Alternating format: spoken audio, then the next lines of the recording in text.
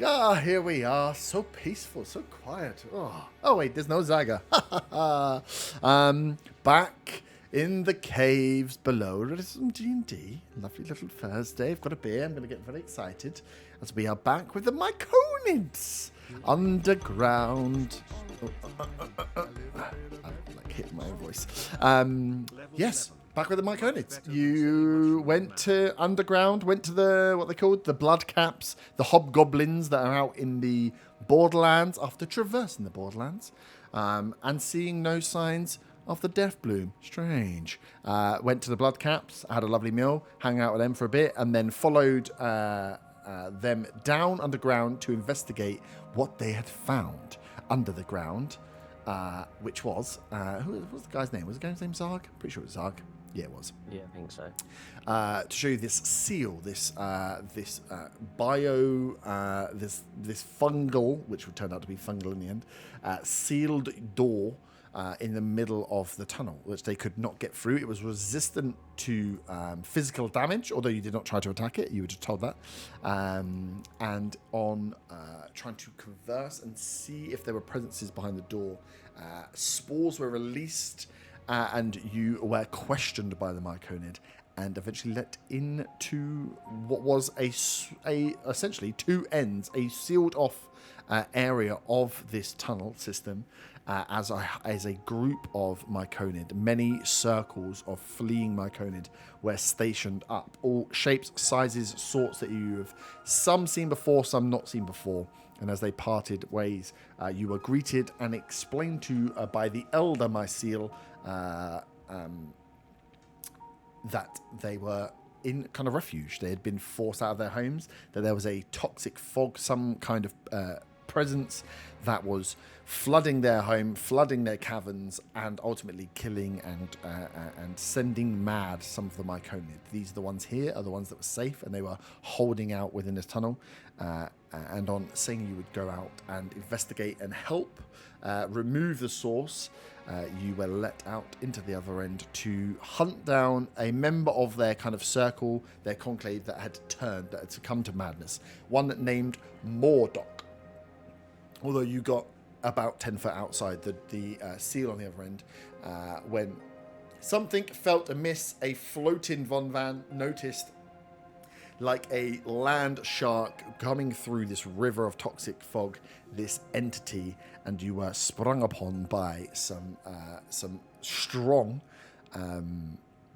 Myconids, some Myconids that were built with armaments, were built with fungal swords and shields, and then this larger spore lord beast, this humongous creature who had the ability to hold down and attack you. And as soon as you made yourself aware in this cavern, were attacked without warning, without conversation, but you were successful in slaying the beast. And we finished at the end of that fight.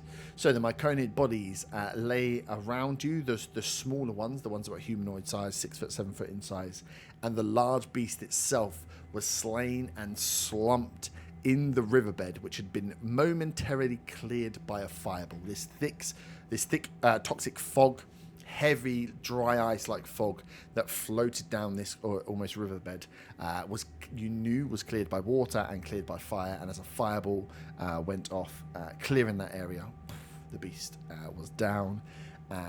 So you are kind of stood around in the moments after battle. So you have probably a couple of minutes as you see the fog from the far end of the cave where you came from, that river starting to fill up again. But it's slow moving. It is like dry ice, a heavy rolling fog. So you've probably got a minute or so to inspect and do anything you want with this body or any of the other bodies before the fog would encompass them again. And you know this fog to be at least poisonous or toxic to you if you are to stay in it. You don't know how deadly it is, though. So I shall throw to you as the body's lying there. You've got some of the smaller bodies. What would you like to do in these minutes before the fog reappears?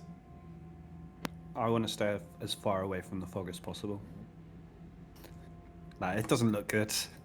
Over that minute, I would have been reapply. I think I gave you the hit points last week, didn't I? But yeah, I'll be reapplying the rest of the aura. hit points over that minute. Yep. And I will go back up into dragon form and start floating above again, just to look out over. What does that mean for the aura? Sorry. I gave you the hit points. Oh, right, okay. At the end last week. Cool. But Got it. yeah. So bright. It was just like, because I still had rounds of it left, I just done them all in one big go. Mr. DM, Yep. what would Zaga be doing in this instance? Zago is he's so far away from you. Looting he the runs bodies? So far away. No, he's looking at the body that was closest to him. Ran there before you could even see. Realised it's a mushroom. Doesn't have any pockets. Got sad. Licked it and then was like, "Oh, guys, I think I got the shits." Ran off. Started pooping himself finally in the corner. He might poop himself to death. We'll hear about his pooping journeys throughout the evening. But yeah, so the fog starts rolling, so you can see. So Von Van, you go up in the air. Give me a perception check out for like the fog rolling in. And this was a fight that obviously made some sound. There were some fireballs that went off. Just if anything else might be coming towards you. That's a 15. 15, nice. As you kind of, with one, look out with your eyes above the clouds and listen out. You don't hear footsteps, although actually you didn't really hear this thing coming either. But you don't hear a murmuring. You do hear almost like a very haunting sound of wind that wisps round that makes noises, almost like a screech here and there. The same, I would make it akin to like what you would assume is like spooky woods noises. You hear crackles, you hear movements. You don't hear footsteps or voices, but it sounds like you hear screeches, a little like cry here, the wisp and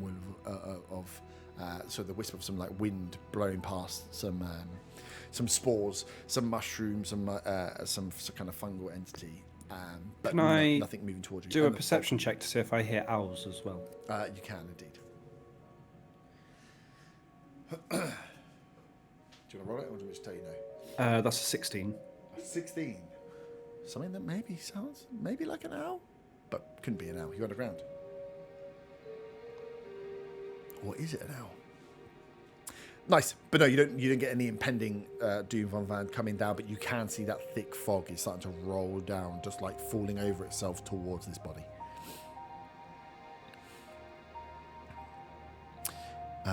The Myconid from behind, you see one of the doorways start to open up and start to furrow down as well as this fog is starting to roll in from behind you. As like a shout out, "Hey, they're opening the door!"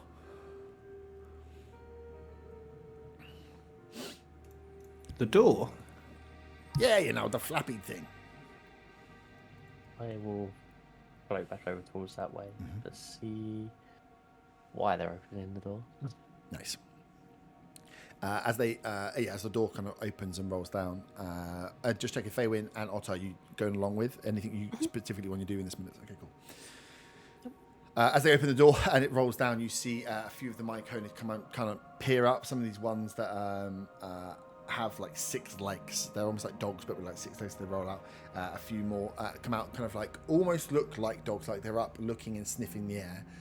But there's no sniffing and there's no eyes, so you're not quite sure what's going on as you see a few of the taller, ganglier ones appear, and then finally the Elder Mycel appears over the edge and calls out to you in your mind with the rapport spores in 30 foot.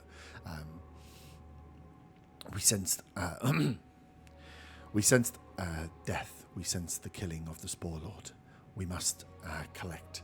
As a few of them kind of like start moving their way down towards, and you can see as they're like rushing to get round by the fog. Round your feet, some of the smaller ones come out, and they use their hands just to start ripping bits off what they can see of the top part of the body, especially off the like upper shell bit where it was like hardened, like almost diamondized shells that are across the face. These Myconid are just ripping, like almost like ripping the limbs of a doll, like ripping the top bits off, ripping bits out, and you see a few of them as they're working and scurrying around. As the elder kind of stands towards the top step, a few of the more gangly ones come down and look across to go to some of the bodies, but they move out with the smaller ones move out with like a frenzy, like ants. As Otto and Faywin, you were stood kind of closest, and Otto stood closest to some of the dead bodies, to the main one there, and to this river edge. You see him moving quickly. As the fog starts to roll and get closer, you hear a few of them scream out as they finish up and start heading away back towards that hole. The Spore Lord is Was that Mordok? No, this was... Mordok is one of the Circle. The Spore Lord was our protector, but was turned along with Mordok. Mordok is not here, as he kind of looks to the body to the left and right and gets the pieces coming back.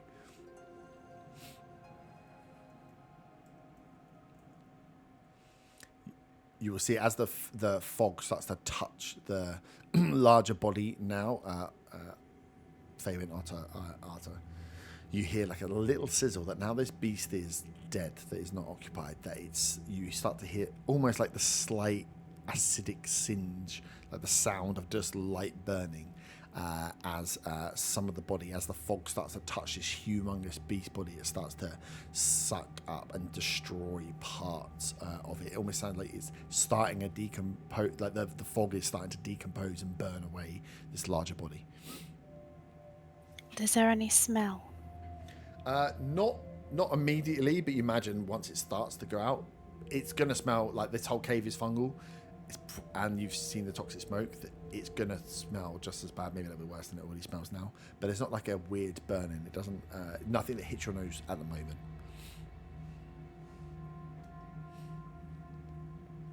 Is there any distinguishing features so we'd know when we find Mordok? He will say, "Come."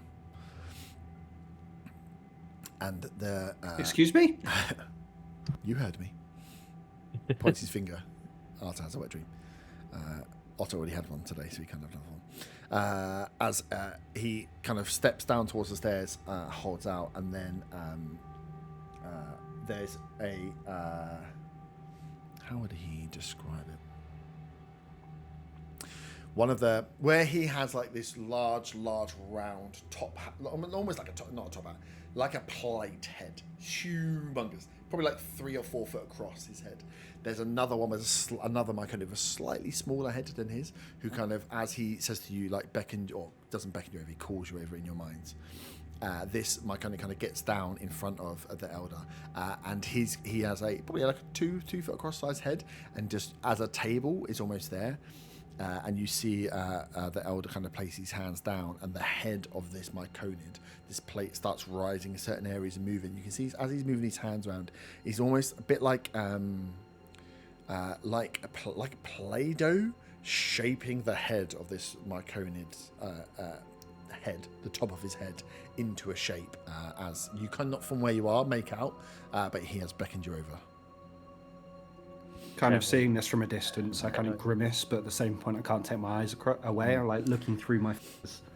So like, what's going on? Yeah, these are that's like a good reflection, because a lot when you met the myconid the first time, they presented kind of as humanoids. Here you're seeing myconid that you're like, they look like dogs, but they're 6-legged, but they don't have eyes and noses. Like even this elder has this massive hat head, but is his head that, or is that like a hat? How does that work? It's a mushroom top, and as you're like piecing together what a humanoid is versus a myconid, seeing him just shape another myconid's head is just another detraction from these are more plant than they are human, even if they look in some way to be human.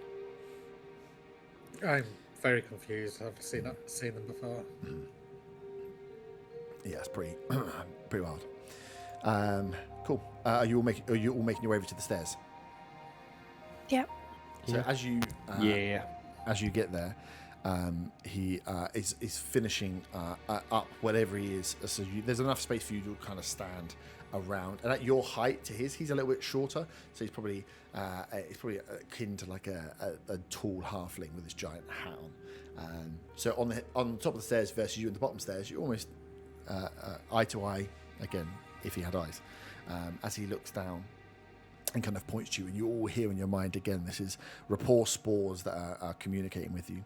As he kind of points his hand down and moves, he then reaches his hand out, and another myconid like secretes this like yellowy green, almost like a powder, like a chalk, and he uses that chalk. A bit like, I was just thinking of the Lion King when he rubs it on his forehead. But green, as he does that a little bit, Mufasa, not Mufasa, what's the fucking monkey called? Rafiki. Simba. But it does a little bit like that. As he cracks it and then like kind of dusts it over this head, you see it, as it lands, it forms like a smoke trail. And then as you can see where he's moved, he is showing you a map. He is kind of making a river of fog that moves through. There are some landmarks, there are some hills, there are some caverns, there are some pools that he has kind of designed out in this Myconid's head. As he says, our circle is not from this part of the tunnel. We are from much further south, as he points to the far end of the head. And he's like, we are here. Mordok is here. And he points back towards the far end. We have travelled through many of these caverns. Some were safe, some were not. Some still held Myconid within them. We were unable to call to them in time. But if you are to make it to Mordok, you will need to traverse this. And he like kind of runs his finger through this multitude of caverns and caves that run, some right alongside this river, some off to the side, to the left and right. And it is just like a river running down a map with this route that runs left and right. As he kind of has pointed you, you're here, we're here, and you're this other side. There's no scale on this map. So as you're looking at it, it just looks like an intricate set of caverns and caves that take you from one end, from where you are in the north, to further south. Baywin, have you got anything to note down the tunnels? Start scribbling in my notepad, which I need to get new paper for because I'm writing everything down. Mm-hmm. It's a great place. There's definitely a shop just around the corner down in the Myconid cave. So Should have got more embossed paper. I knew it. Yeah, see. I will note down the map. So yeah, this is. Yep. Can I ask him if there's any other access to the surface through these tunnels? Yeah, he will point down and point to a few areas on the far side. He will say that there is access to the Whitewood.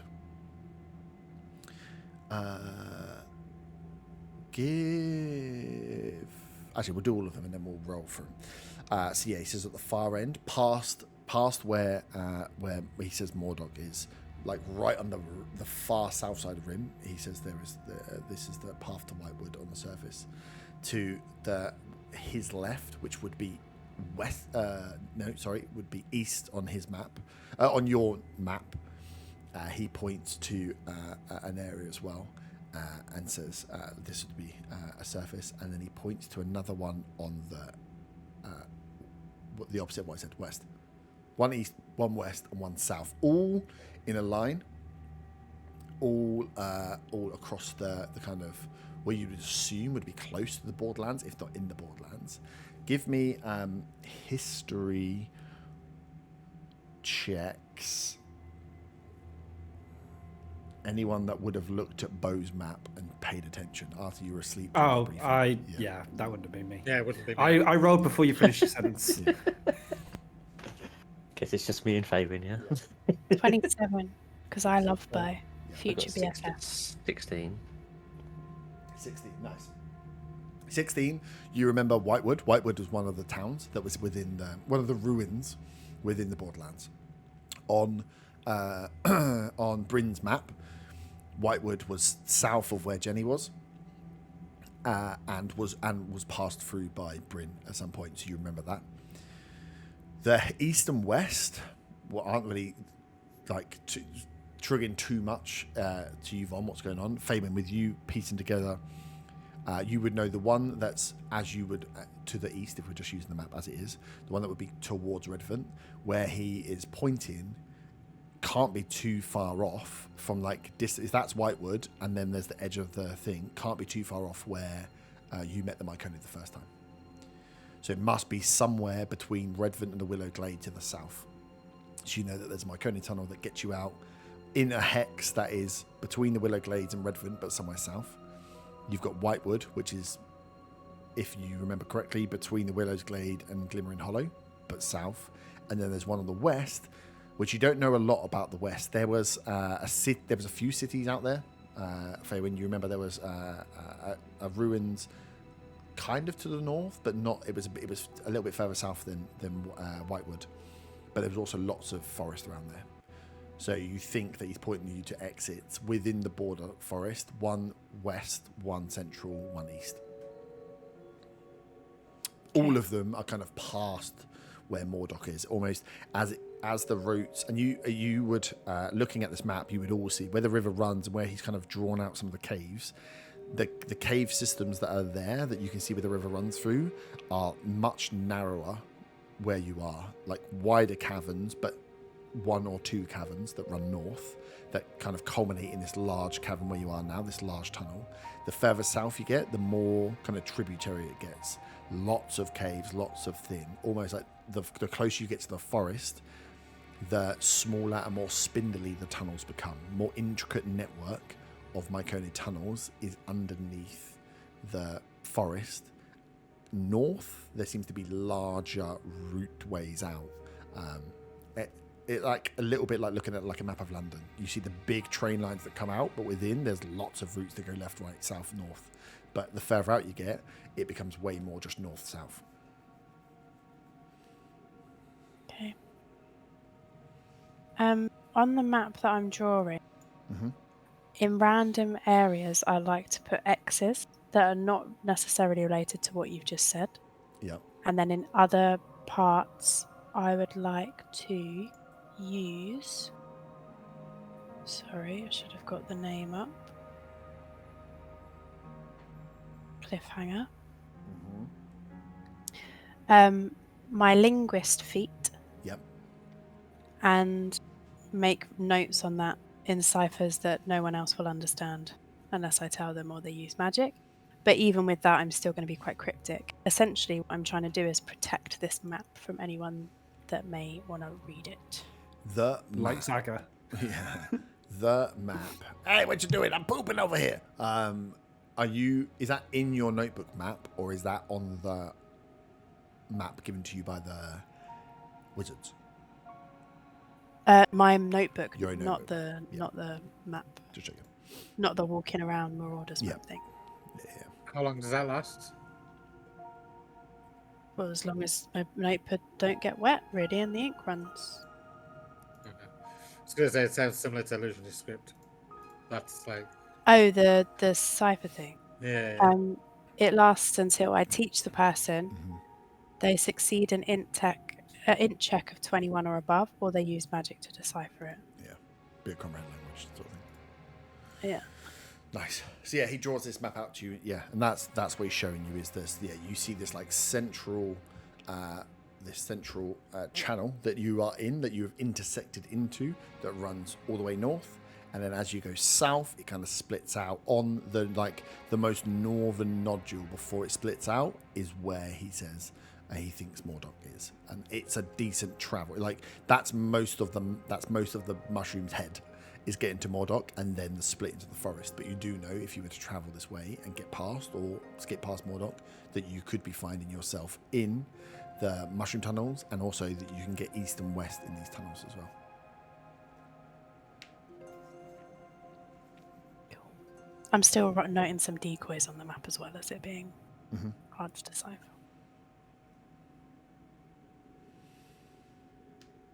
Nice. Oh, is this because you think you're being spied on? Just out Well, of character. Out of character, there's a water witch that said that there was a key, and she hurt my little Myconid friend. Well, not my Myconid friend, but Yeah. the little grandma, my hag friend. She was just a lovely old lady. She was lovely. I loved Your her. cousin. But yeah, because of that, and also because she was kind of the key to us knowing the Myconids. So if the witch is about, I don't want her to find out No, it's fine. It was just I had like a little light bulb moment, and so I was asking why out of Yeah, character. you did very well. You did a lot. Don't patronise me. Because I was listening. You did a good That's job exactly listening there, right. boy. Right, I'm not going to say give anything else. him a biscuit. Just assume I'm pooping in the corner.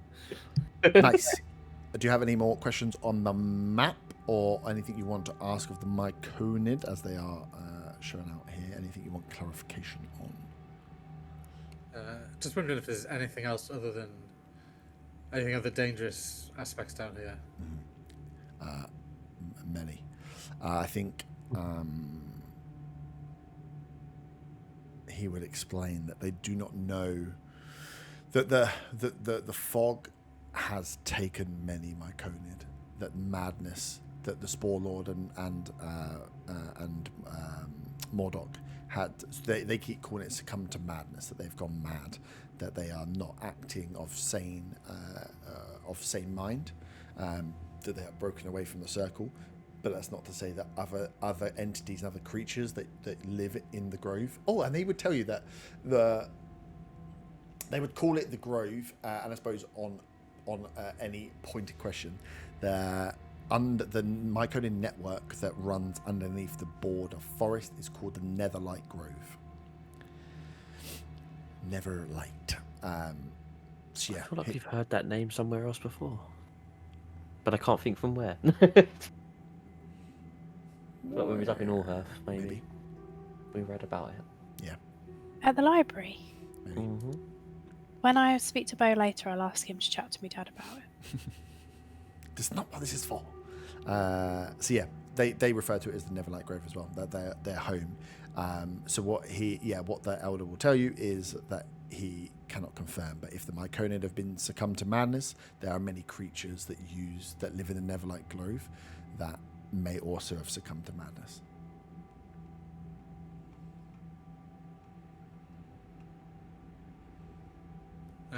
Is there any way of getting them back into the circle, or are they lost forever?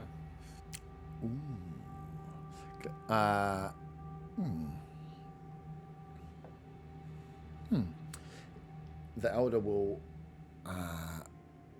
say that the fog is the cause of the madness, and if you can cure the fog, then maybe we can cure the madness. But I would say, even with that being like in your mind and having no inflection of a person's voice, you can hear that is a positive. That's an optimistic view. That the fog is what turned them mad, so take away the fog and hopefully not be mad. He will also tell you that point where Mordok is where the fog is being spread from, it's being pushed out from that central nodule, and you can see that where he's put it in, it's perfectly placed to be pushing out the fog, if it is either being created there or being funneled through there, whatever it is. But it looks like if you were to be like, where's the central point where I could flood the most tunnels, that's a great one to go with. It's got great access to the north, this big tunnel, and also it can flood across and south if it needed to. That was literally my next question. Where is it ingressing from? Yeah. Well, we need to find Mordok and stop this flow then.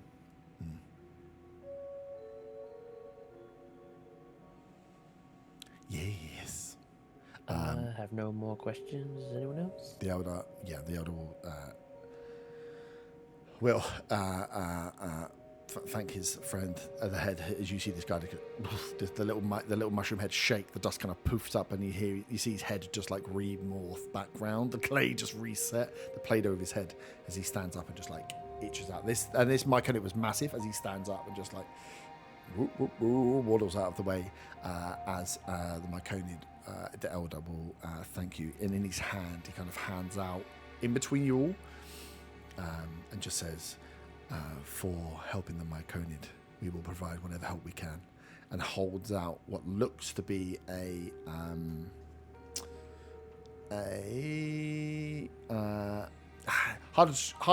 looks like a piece of jewelry, like an amulet, like a necklace, but it's either a very fungally encrusted one, or it's like a mushroom that is a bit like a diamond mushroom that is polished so much that it looks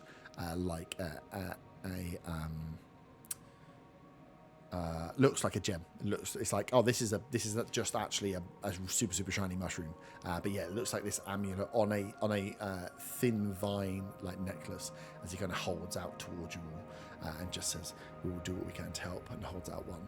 As also at the same time you see a few of these smaller, round-capped, four-legged Myconid kind of come forward alongside near the elder one of the steps, in the space a little bit where the larger one was, and one at a time as they light up, you see them just kind of convulse and wiggle a little bit, and then out of a pouch in like where the front of their body would be, just like, and this sticky glob, almost like a ball of amber, just like plump, flops on the floor. One as they come out, another one plump, does another one. It walks off them.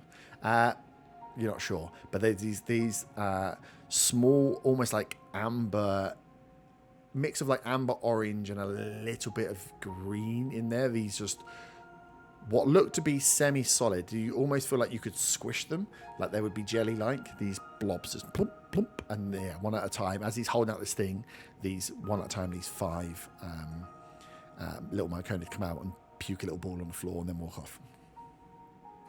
Does the amulet-looking thing, does it go with my earrings? It's hard to say. Like, really, it's all about your style.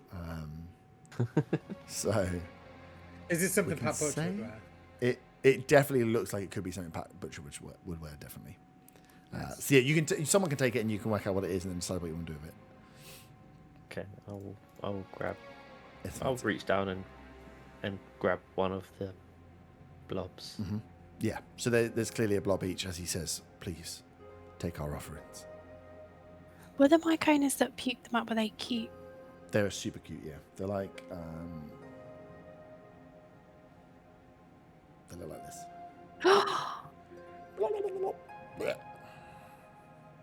That's actually kind of cute for a mushroom thing. There's a lot of them are, like, I would say they're pretty cute, little mushroom things. And then it puked it up, and you're like, oh, getting weird. But yeah, these little, like, yeah, almost like amber jelly balls. As you pick one up, Von, as you feel it, yeah, as Von takes one, the rest of you are free to pick one up. They are like almost like a like perfectly spherically round. Have that coloration when you see there's like liquid inside them. It's almost like a super soft jelly snow globe that when you like move it and shake, you can see that there is glistening liquid within. As they've handed you these orbs. As well as the amulet. Are we all taking a blob? There's a blob each to take. Up to you if you want to take the blob or not. Looking around, I can't see Zaga, so I pick up the second blob that is left. Ew! That looks like what I just shut out. Zaga's not really good all the time. You can charge him 200 gold when he returns. 200. It's minimal. I'll only give you 20.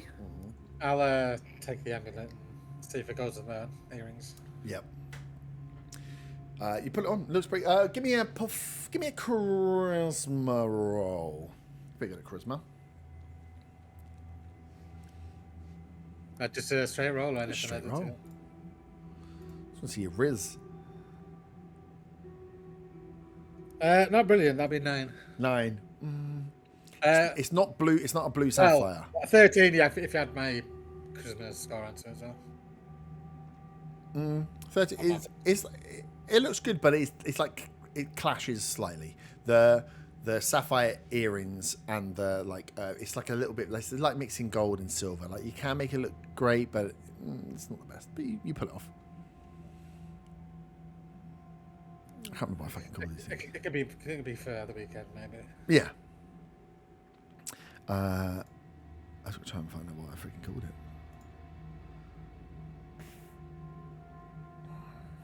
I definitely created it. Now I can't find it.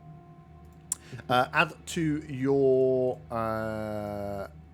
inventory each, because I can't remember to go through it all. The blobs are a potion of vitality. They give you the bonus of a potion of vitality. And the amulet is the amulet of fungal spores. But just check you can find it, because I can't find that I did it. I can't find when I made it, which makes me think I didn't make it.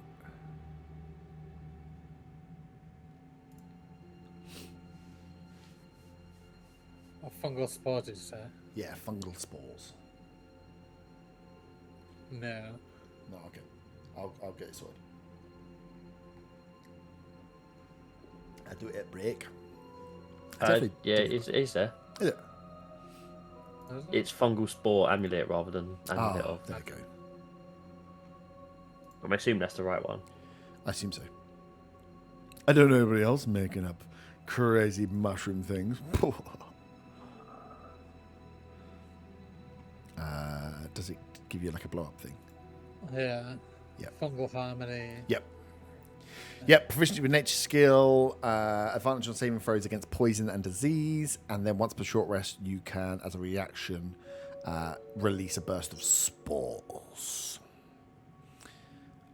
Doing poison damage and poisoning people, which is a real pain in the a-hole. But it's an attunement thing, so it's a bit annoying. Nice. Back to my sheet. Question: Can you? I know it's a chamber thing, but can you have more than one sort of amulet on? Yeah, I can't be asked to change them. Yeah, I don't see any reason why you can't put 2 necklaces on. I've got about 8 on at the moment. Oh, there we go. The Ali G over here. His near stains. West Side, all right. West Dogs End. me on Twitch, no worry. Sweet. So yeah, they offer you the those globules, which are potions of vitality. So you can pop them just in as a potion of vitality, and then the amulet fungal spores point you on your way. The elder will reiterate again to you that they cannot travel until the fog is cleared, until the fog is contained, because the fear of the madness. So they won't be able to accompany you down to Mordok. But if you can stop or clear at least a certain area, that they can start moving down once you've cleared off certain paths. Well, I guess we head to the source then. You have my code want you to go straight away. They love stuff, but if you ask, this is you are Do we have time closest for a to short rest? Yeah, so you can short rest. That's easy enough. You could long rest and stay another 8 hours and go if you wanted to, but up to you. Just you can see the distance you're going to travel. You'll be traveling from here. If you go down to where Mordok is, you're going to be pretty close to the border forest itself. So you'll be quite a way towards where you want to go. So you could come back and tell them what's going on and what is there wherever else. But it looks like, if with Faywin's drawing of the map, from where you are to the border forest, if you're going overland, it's going to be a day and a half's travel. Underground, you don't know if it's quicker or slow or whatever else, but you still know you're traveling for a fair whack. Do we want to try and go overland and approach from a different entrance to avoid some of the fog?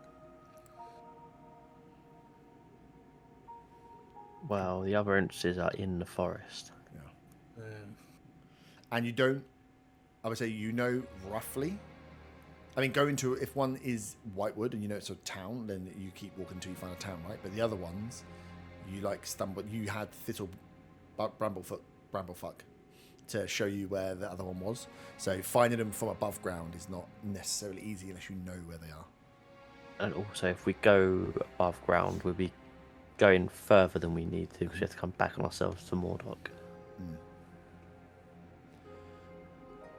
And we'll still be having to go through, I imagine, still having to go through the fog from the other side as well. Yeah. From what's been explained, you assume the fog is generating out and filling a load of these caverns from some source. But the fog as well, at least for the way that was drawn out, that you'll be passing a near side, a lot of it, and then moving further away as the Myconid got away by staying away from it. But if the fog stays the way you see it now, it is this thick, low-hanging fog. It's not like a fog up in the cloud. It's something that is akin to like water. So you could probably try and dodge it, take routes that keep you away from it. if you so wished.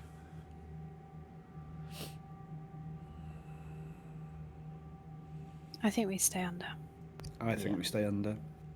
Just whether we do a We short need a rest or do a long rest. Short rest and long rest. I mean, I could do with a short rest. I don't need too much time. Yeah, I'm okay with a short rest. While we short rest, I'll hand the amulet to Von. And, it's Wow, that was possible. It's not my colour. It doesn't go with my fabulous earrings, and I shake my head. Bad butcher. But it's a good use.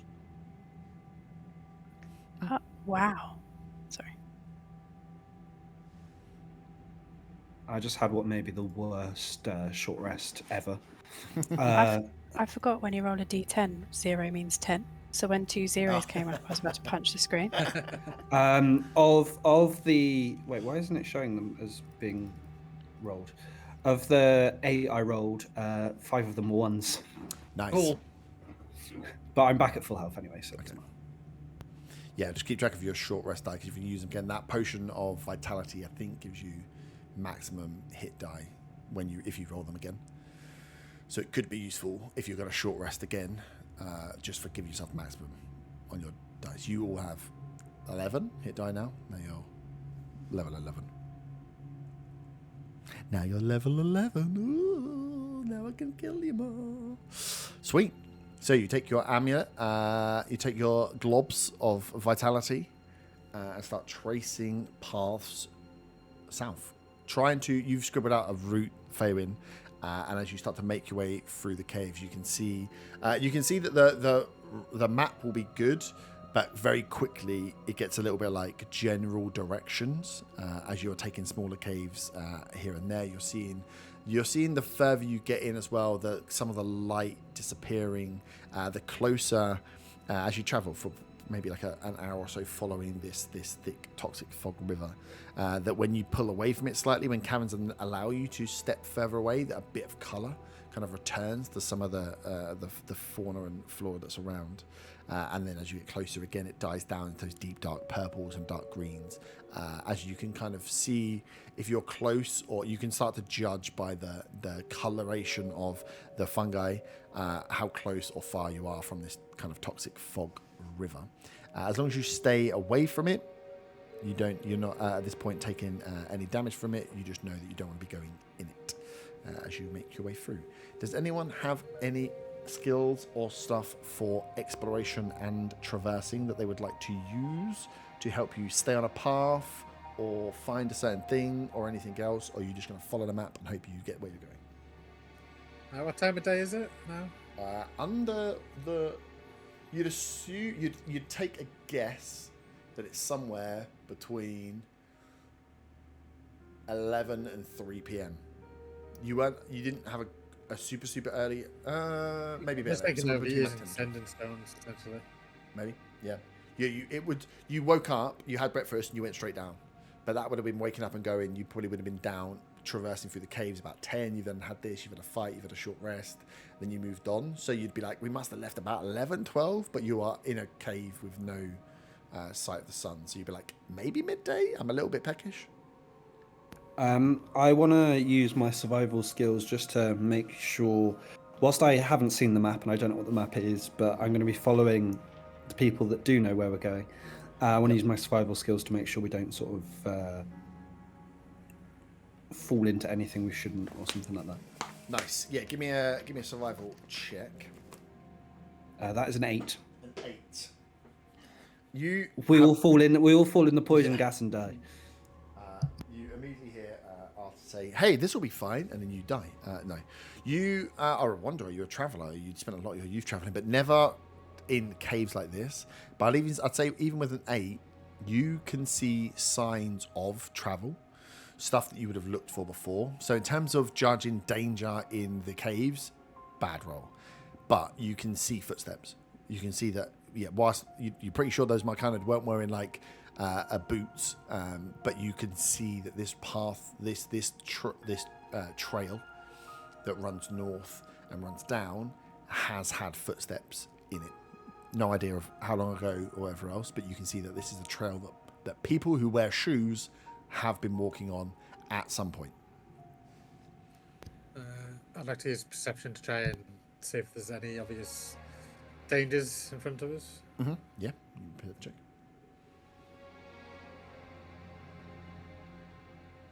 That's a nat 1 for a total of 6.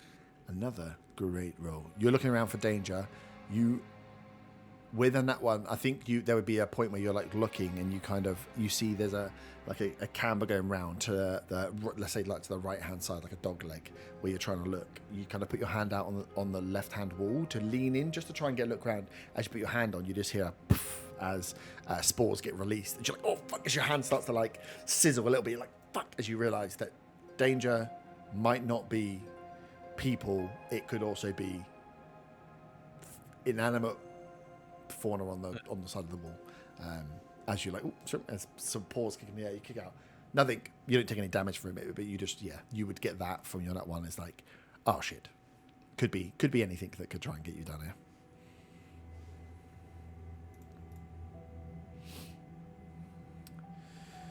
Nice. So you travel for down alongside the river, away from the river, for about an hour or so. You know that this walk above ground, you don't really get impeded. The pathways at like smallest do go down to about 5 foot, so you're in single like rank and file. But most cases are at least 15 or 20 foot wide, if not larger. And especially when you peel away on some of the maps that the Elder showed you, ones where you get into some larger cavern systems that are a bit further away from the fog, it just feels you feel a little bit safer as you're moving. You come to as you're kind of passing through these different caves and areas, you come to one split which is quite close, Faywin, to the fog, almost to the point where it's like there's no direct pathway alongside the river. It kind of disappears into a canyon, almost like it's imagine it like an underground river. So you would normally, if it had been no fog there, drop down and just walk through, but you can't drop down.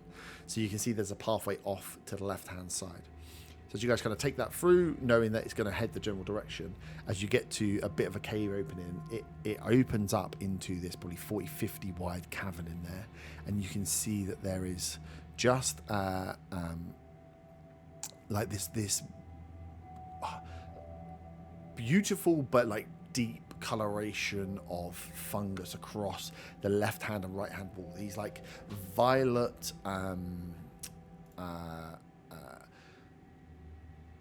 they're like lattices almost in shape, that they kind of rip round, almost like vines across the wall, but some of them are protruding out, and you can see they're kind of glistening a little bit with like almost like glittered with bits of pink as they run left and right across this cavern. And the cavern itself is barren of any fungal across the floor. So where you've been walking a lot of the time, you've been walking on stone. This is a stone cavernway.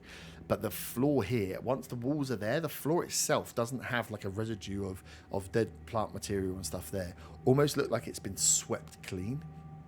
And as you kind of get to the entryway of this point, you can see in the middle is this large, what looks like a large plant, a large, almost like tree-sized, but has, from the distance you're at, has the deep brown, dark texture of a mushroom. But on top, instead of a large cap, just has these 3 large sprouting branches, 3 large arcing out branches with just hanging down these, again, slightly different coloured lattices, not quite the purple. There's some greens and some reds in there, but almost looks like car washing, like big car wash brushes that just sat down, 3 of them hanging from this large plant across this swept area. Can I do either a history or an H check to see if I've ever seen anything like it, either in my holidays at the Fae or that I've read about or something? Yeah. You are kidding me. I rolled a nat 1. What is with this rolling? We're all terrible today. Rat roll. No.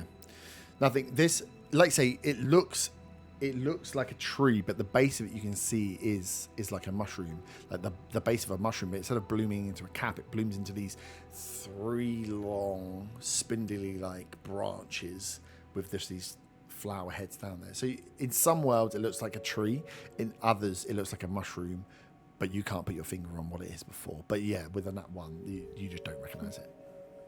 Faven's embarrassed that she doesn't remember and decides that now would be a good time to speak to Bo. Just to sort of distract the fact that she doesn't know what's going on. She's not even going to bother trying to explain the tree to him. Is it 25 words you got? Yeah. Okay, so she's going to say, on our way to go under forest, clearing tunnels to allow my Myconids home to Neverlight Grove. Toxic fog throughout the tunnels.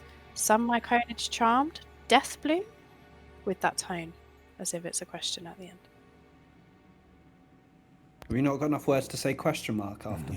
Question mark? That's a fat 25. I'll put it in the chat. Yeah, put it in the chat so I can actually read it. Yeah, it's fine. Because the great thing about when you plan it is that I can't read it. I've been planning it for like a good 10 minutes as well. Okay. So I'll put it in on our there. way under forest.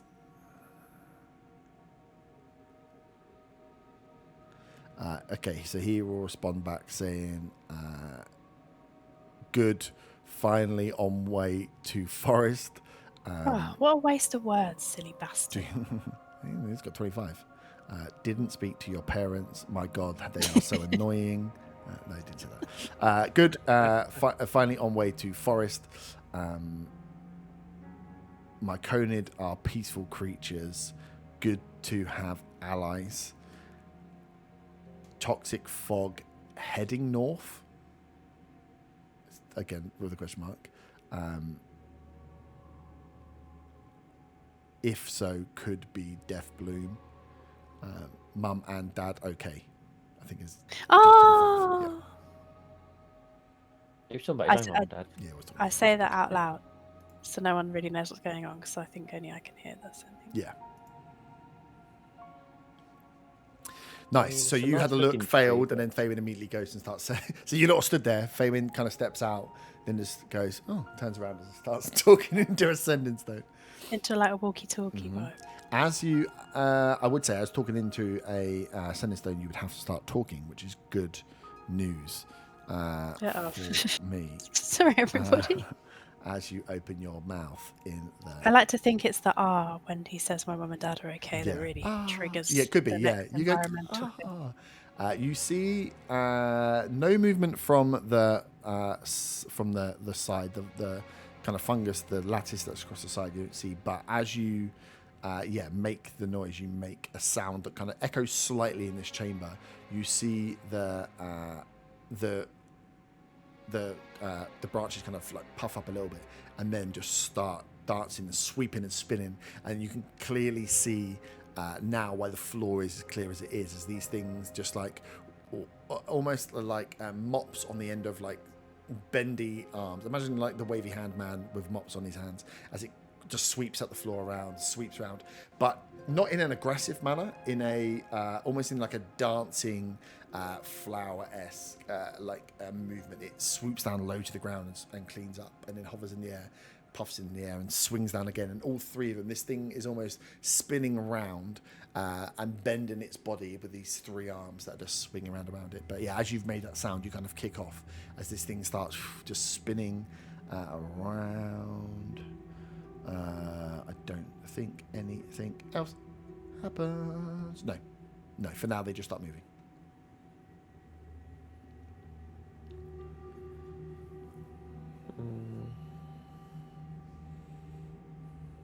Would they count as plant? You rolled on that one. You assume so?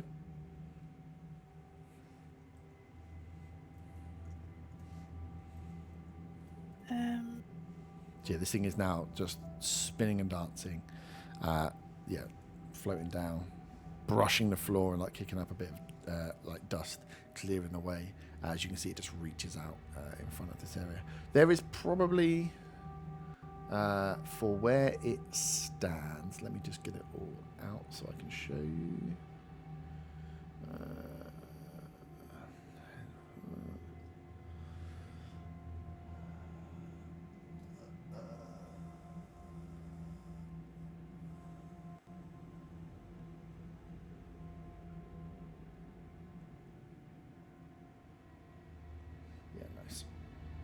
So you are all. Where's the light? Give me the light. You are all at this far end. Just for context, you can see the walls at the top and the walls at the back here are covered in this lattice that kind of looks like that, but purple. And then there are these three. What makes me sad is I only printed 2 of these when I needed 3. These 3 attached to the tree itself, whipping down and whipping round and whipping and moving around. You can see it's kicking up like a bit of dust around, but you can see that this floor area around it has been completely swept clean. You can see the stone of the floor below. What is that? Just kind of taken aback. Mm-hmm. Oh, that was in character. Yeah. No, it's not a moonbeam, so I can recognise it. That's going to be a running gag forever. Could I please ask a question about Druidcraft? Yep. When it says about creating a sensory effect, if I wanted to do falling leaves, would there need to be leaves to fall, or is it just like I create falling leaves from nowhere? I think you create falling leaves because that's the point of Druidcraft is you create. Okay, cool. You can create. I think you can create a flower, so I don't see why you would create leaves. How far is 30 foot in front of me? 30 foot. Yeah. Alright, Saki, I'll cement on the map. It's going to be a long night if you start like that. That's 30 foot. Alright, can I please step forward so that I'm within 30 foot of that one at the front? Oh, I knocked him over. And then can I really, really delicately and gently make some falling leaves next to where it is to see if it sweeps it up? Yeah. So you create some fallen leaves that hit the ground, and it doesn't come and sweep them up as if like it sensed the on the floor and swept them up, but just in the movement. This thing is constantly moving. Imagine these things are just constantly up and waving and coming around, up and waving and coming around, almost like a merry-go-round, like a fairground ride, as it just up in. Oh, I'm leaving the floor. Up in the air, like poofs out some dust and sweeps down. So yeah, within 1 or 2 rotations, the leaves have been kind of pushed up and pushed away. Some of them you can see have been sucked up and have been like flown up in the air. You see that where that movement of like sweeping and then actually sends some of the leaves up and they float down. The leaves being heavy will fall to the ground pretty quickly, but you can see some lighter material would easily get pushed and thrown out. Probably is what gets thrown out and what feeds the north and south side of these. When the leaves are falling, can I tell if there's any difference to the leaves, or do they just look like leaves? Just like leaves. They're like just being swept up and moved away. I would no, you rolled really low. Well, I rolled for history. I can roll again. I mean, I could do a nature check. Yeah. Not. Make it sound like you're a druid. Yeah, I know What? exactly. Where's Yeah, the do I recognise this in any sort of way from knowledge of like the forest and stuff like that as well? I mean, obviously this is underground, but What's wrong? that's a waste of a nat 20. Oh. Or is it? I don't know. It depends.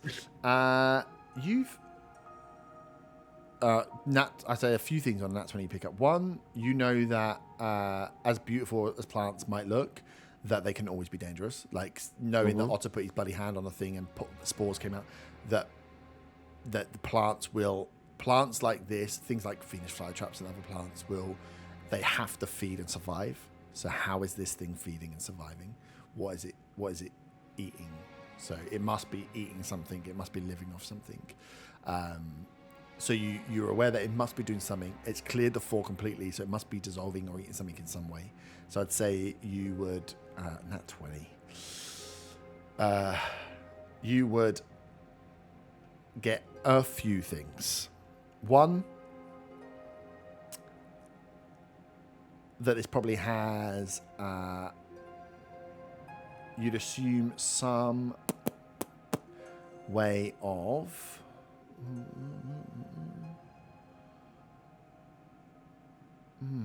What would I say you assume? You would assume a few things with Nat 20. One, that it probably has some kind of some way of dissolving. So is it like a Venus flytrap? Does it have acid? Does it have some kind of like acrid thing that... Because it's so clean here that it must be... It can't just be sweeping away everything. It must be clean. So you're not quite sure of attack-wise, but you would assume there's something acidic in there. I would say, more importantly, the things you notice as you would maybe see this thing as it's spinning, you're almost like, is that thing moving? You clock the ground. And the ground is clear everywhere. This whole cavern is clear. And if this plant is spinning here, how is it clear over here? And the third thing you'd notice is that this is a plant. And therefore maybe has some vulnerabilities that plants might have. Like water? Definitely water.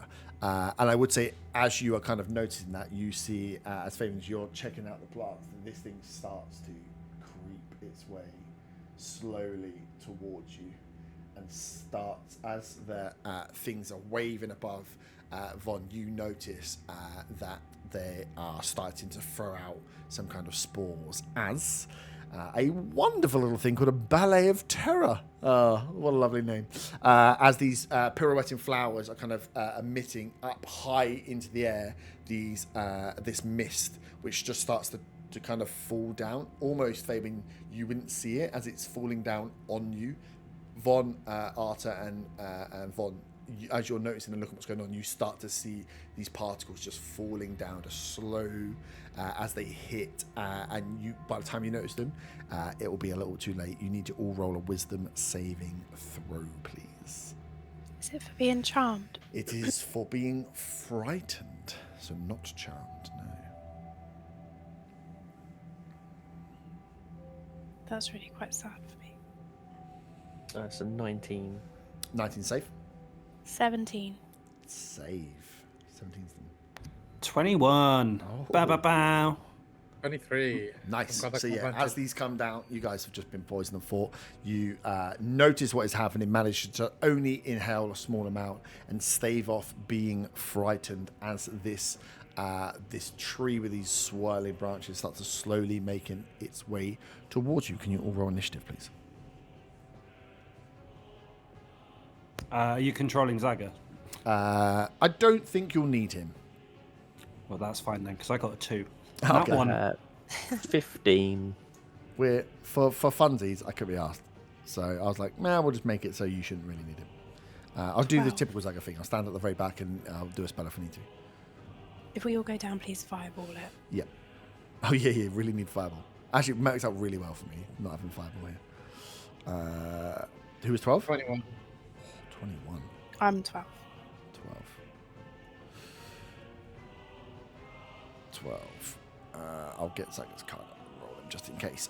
So yes, this thing starts to move towards you. Otter, you are going first. You can see, yeah, these. I couldn't be asked to draw lines on them, but all of these individual flowers are attached to this thing as it's swinging round. But the actual base of this plant itself is crawling across the ground. It's been moving slowly towards you, but you don't know what its full speed could be. Am I in the middle of the three of us there? You can be wherever the hell you want, because I didn't really ask you where you want to be. I assume Von stepped forward.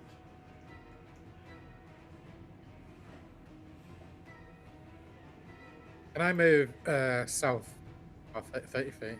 Yep. Where? Up Right, so diagonally, forward and south. Yeah, roughly about that. Yeah. Yep. And I'll roll Eldritch Blast on it. Eldritch Blast.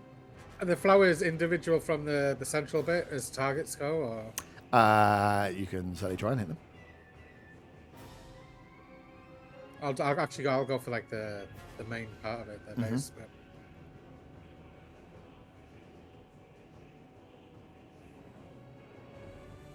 check on my pluses. 18 to hit. 18 hits.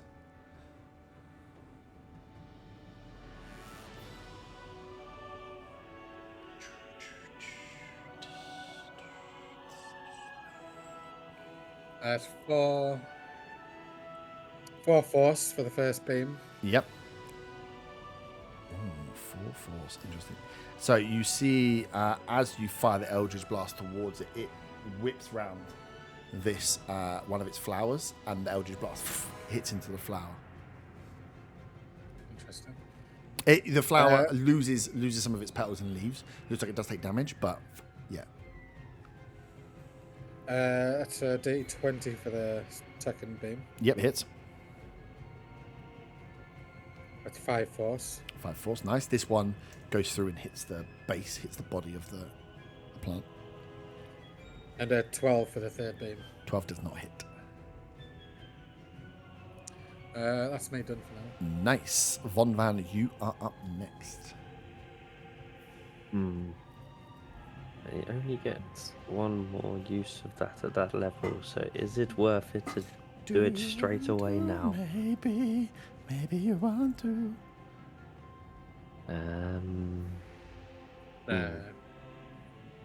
Save it.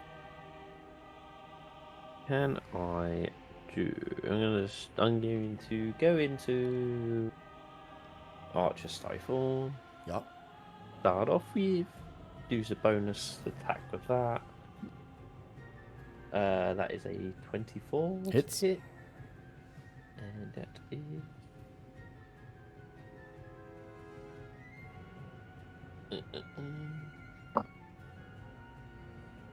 10 radiant damage. 10 radiant. Nice. Yep, that one again goes through to the base. And then I am going to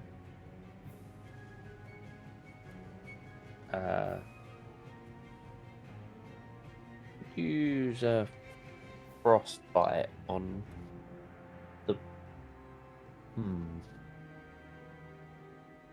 on one of the arms. Yep. Which one? The one closest to us. Yep. So I need a con save. Oh, yeah. Ooh. Aye. This has got a good plus to con. Which dice am I picking to kill myself with today? Nice. That's a dirty 20. That saves, so it does nothing. Nice. Cool. So there we are. And I will head like halfway between where, between Arta and Otter, I think. Nice. Just a few steps down. Yeah.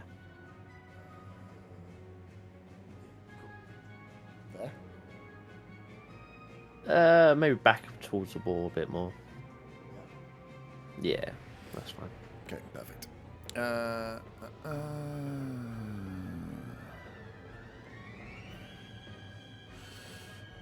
on. I've got to write down something because I'll forget it. Perfect. So, put it there. Up next is the Dancing Lady. Is what this thing is called. Oh, so lovely.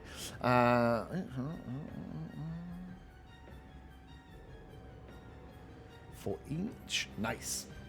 Perfect. Tamando.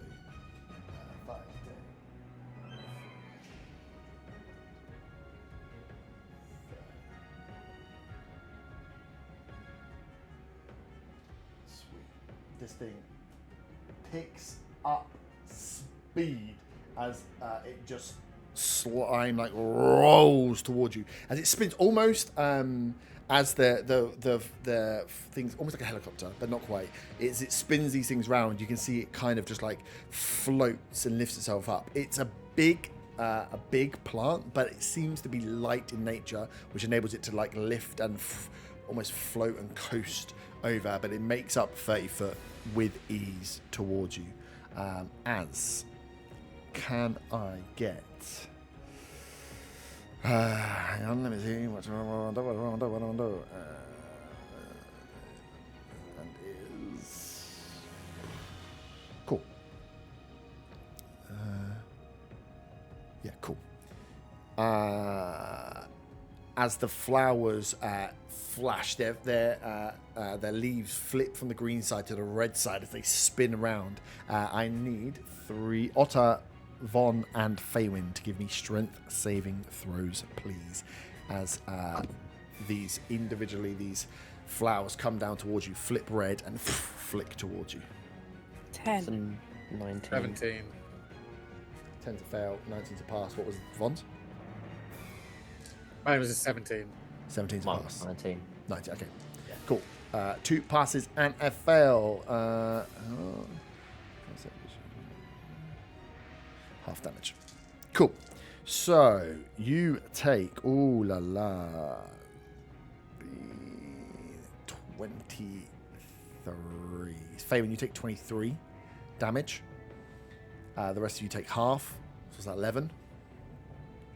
As Faywin, as this one hits you, catches you off guard, and scoots you back as move 2. Sorry, can John be on the board? I can roll yeah. for him. He'll probably fail as well, but... No, it only hits 3 people, so it just wouldn't have gone for John. Oh, okay. It's each of the flowers. It's the flowers that come. So these 3 heads roll down in front of each of you. You see there, as they get dropped in front of you, their leaves turn from red to green as they whip round and just bludgeon you straight in. The Von and Otter take the hit, but are steady on their feet. You fail the strength saving throw and get pushed back, and you fly back into the back wall there and hit the thing. You are cushioned by hitting into the violet funguses that are there, so you don't take any bludgeoning damage from the wall, but you hit and crush into the fungus that is there. That is its go. Fabian, you are... sorry, I lied. Do they... No. It's right. Fabian, you're up. Can I step away from the wall in case it tries to eat me or something? Yep. And then I'm gonna sharpshooter attack the middle of it. Are you kidding me? It's only a 13. 13 doesn't hit. I'll do it again. That's a 14. 14 also doesn't hit. Brilliant. Brilliant. I'm winded, I think. Yep.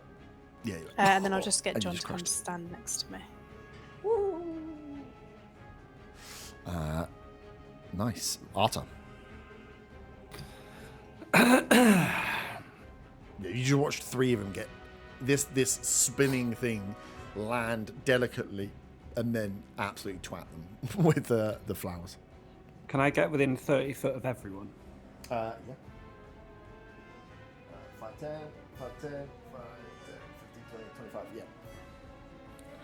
Does it look like I'm within opportunity attack range there? Yeah. It does. You can step. Fuck. I don't know if you could. Yeah, you probably could actually if you came here. 5, 10, 15, 20, 25. Yeah. You think you might just Cool. be on range? You're 15 foot away. But you know this thing can move as well, so potatoes. Yeah, it's fine. I'm just going to cast Bless on everyone. Nice. Little concentration, boy. Bless. Everyone gets D4s. I know we've had a cleric in the party for 11 levels now, but just so we can explain what Bless is for the first time. You bless up to... I'm casting at level 3, so it's up to 5 creatures, so it's all of us, including Saga, who's Nice. with us in spirit. He's here personally. He wishes to be with you. Whenever a target makes an attack roll or a saving throw before the spell ends, the target can roll a d4 and add that number rolled to your attack roll or saving throw. Just works on the basis we might need saving throws to dodge things, so I was like, that's what I'm going to do, and then everyone already got hit before I could do it. Yeah, he did roll 2, it's unfortunate. And then I'm going to move as far away from the spinny thing as I can. Please, could I check with Bless? Is it like a one-off, or is it every time until As you long lose as you con? maintain Until I concentration. lose con. Great, thank you. So yeah, all of your rolls. And you want to move back? Yeah, Back as in far back. as I can. As far as I think you had. 5 foot. I've got 30. 30 foot, right? Yeah, cool. That'd be 30 Yeah. foot. So you Cool. step forward and then Okay, back. and that's what I'll do. Everyone is Nice. blessed. Everyone is blessed. Watch me get attacked next. Yeah. As everybody who know you stepped out. Everybody who is 10 foot from a wall, which is all of you, because you stayed just 5 foot away, but it's actually 10 foot.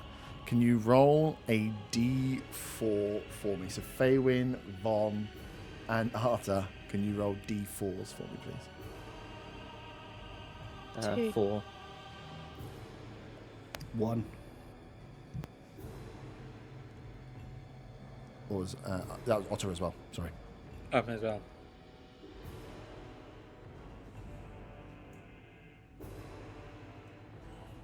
Three. 3, nice. So you take that number times 4 amount of damage. So 8 for Faywin. Was it 12 for Otter? What did you get, Von? 3. 4, so 16. 16. And 1. Let me roll my con check. Yeah, don't fail it on 4 damage. 14. Nice. We're good. As the violet fungus plant that one you crushed a little bit, Faywin, anyway, but these lattices that were kind of up and against the wall, almost like vines, straighten out, like stretch out long, and just whip into you. They don't hit you for bludgeoning. This is necrotic damage. They just whip forward in a line and whip onto your skin, touch an arm, touch any bit of bare skin they can get their hand on, and you are left with like a necrotic burn of like a lattice across either your neck or arm or hand, wherever it managed to get a whip on you. But you can feel that it's stretched out to its maximum to catch you there, that its range is 10 foot. Will it scar? What? Will it scar? Probably not. Nothing scars in this, unless you really want it to. No, I don't want it to. Okay, cool. If you ask him to hold it there for long enough, it could do. But yeah, you'll have to take a lot of damage. As we back round on top, Otter. Can I, after being hit by the plant, does it seem like if I attacked a certain point, I'd be able to chop one of the sort of flowers off from the main bit? Yeah. You.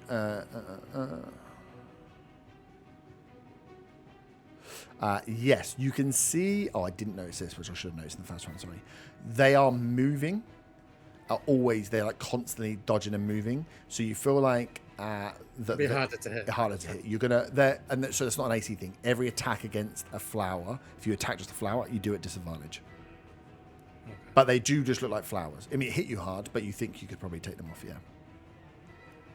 Also, I don't know if you want me to roll for this kind of like a perception thing, but if I was to sort of move around, do the flowers have independent opportunity attack things? No, but I would say with Von's nat 20, we'll roll it forward. You don't think this thing can be flanked? Because I just mean it more to get away from the wall. If you get away from the wall, you only no. So like this is one the flower plant. to my left. This is one plant to move, so you assume it has one reaction to move. So yeah, you're fine. But you also, with the amount that's moving around, you feel that you won't be able to flank this anyway. But yeah, you could move. But I just want to move circle around the right, just to Yes. avoid being hit by the wall. Yeah, as long as you stay within 10 foot, you're within range of this thing, so you can move around to there. So yeah, if you're aiming for a flower, call it out, because your attack at disadvantage, you can try and lock the flowers off. If you're attacking at the base, that is the plant itself, and therefore you think is what you're going to need to do to kill this overall, but taking off the flowers might not be a bad thing either. I'll try my first attack against the flower in front of me, so I should disadvantage. Yep.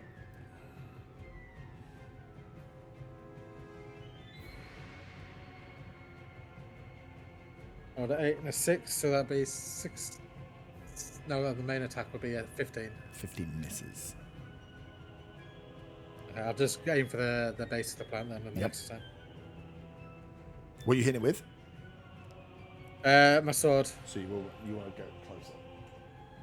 Yeah. Got it. That would be a 16 to hit. 16 misses. Yeah. I'll go for a bonus attack then with my axe. Oh, much better. I use a different dice and I use a different weapon. That'll be a 29 to hit. That definitely hits. It's quite a flip there. 16 to 29. Yeah, sadly I don't get proficiency to this though. So. That'd be 5 slashing.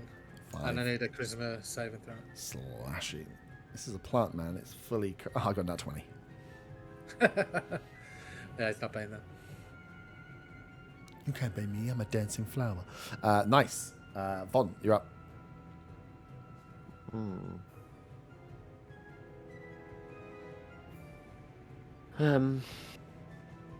Oh, I wasn't adding my +4s to that.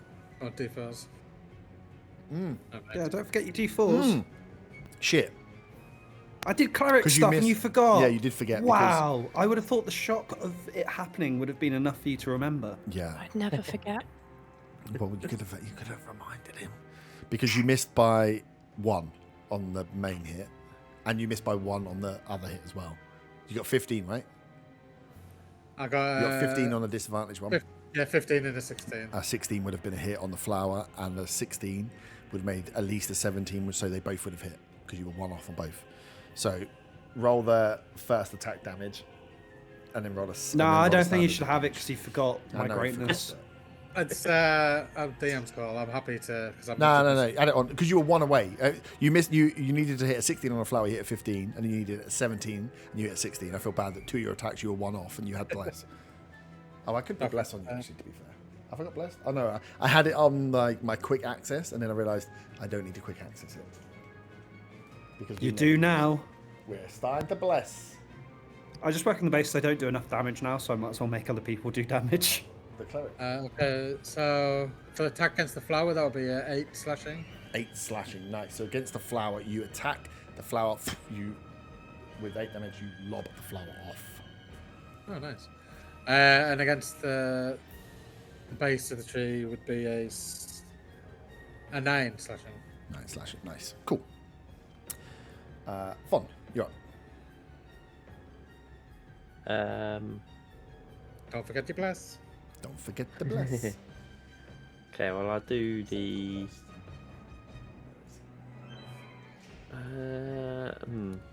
I guess that'd be a disadvantage on whatever I go for with that, wouldn't it? Because it's ranged. The archer. No, because you're only the creature itself is this. Okay, so the flower being the flowers within... are like it having long arms. It's just like I want to put them on the board so you can see them. All right, okay. So yeah, you're still 10 foot away from it. So yeah, you would still be fine. All right, I'll just do a normal. With that, then that is a 17 to hit. Yep, 17. And you're going for the Main body. yeah, 17 is just hits. Oh, I don't have blessed. That is 14 radiant damage. Whee, shish kebab. 14 radiant damage, nice. And can I then? Oh, I do. I'm gonna try and do another frostbite on the arm near me again. Have a con save, please. Con save for the arm. That is a 21. Yep, that's save. Oh, I don't have enough. I only got 3 blesseds. You know you're concentrating on it, Dan. Cool. So, yeah, one arm survives. A bit damage onto the body, and it is the flower's go. It is going to. Oh, actually, can I move a bit further away from the wall? I guess I have to move closer to it, don't I? You're going to stay within 10 foot, so you're going to move up. 1 square would take you 15 foot away from the wall. Yeah, I'll go there. Nice. Okay. Up next is the dancing lady. I can't remember what the day's thing is. Sweet. I'll use the other one because I can't bother to find out what day it is. As the flowers whip round, 2 that are closest are Von and Otter. Can you give me strength saving throws again, please? And remember, you're blessed. Remember, you're blessed. That's an 18. 18 That's passes. an 11 even with bless. Woo! 11 is a fail. So the fail, you take 15 points of It's psychic damage. And you get moved. Vaughn, you take half. So 8. And then Otter, you can be slammed back off screen into the wall. It can knock you back up to 60 foot. So it just fires you back the way you came into the wall as you crash into the side of the wall. Again, you don't take damage, but you squish some plants. I'm going to use a sonic dice to take 8 points off that damage. Yep. And at the end of its go, I'm going to stay where it is. No, it's going to move forward.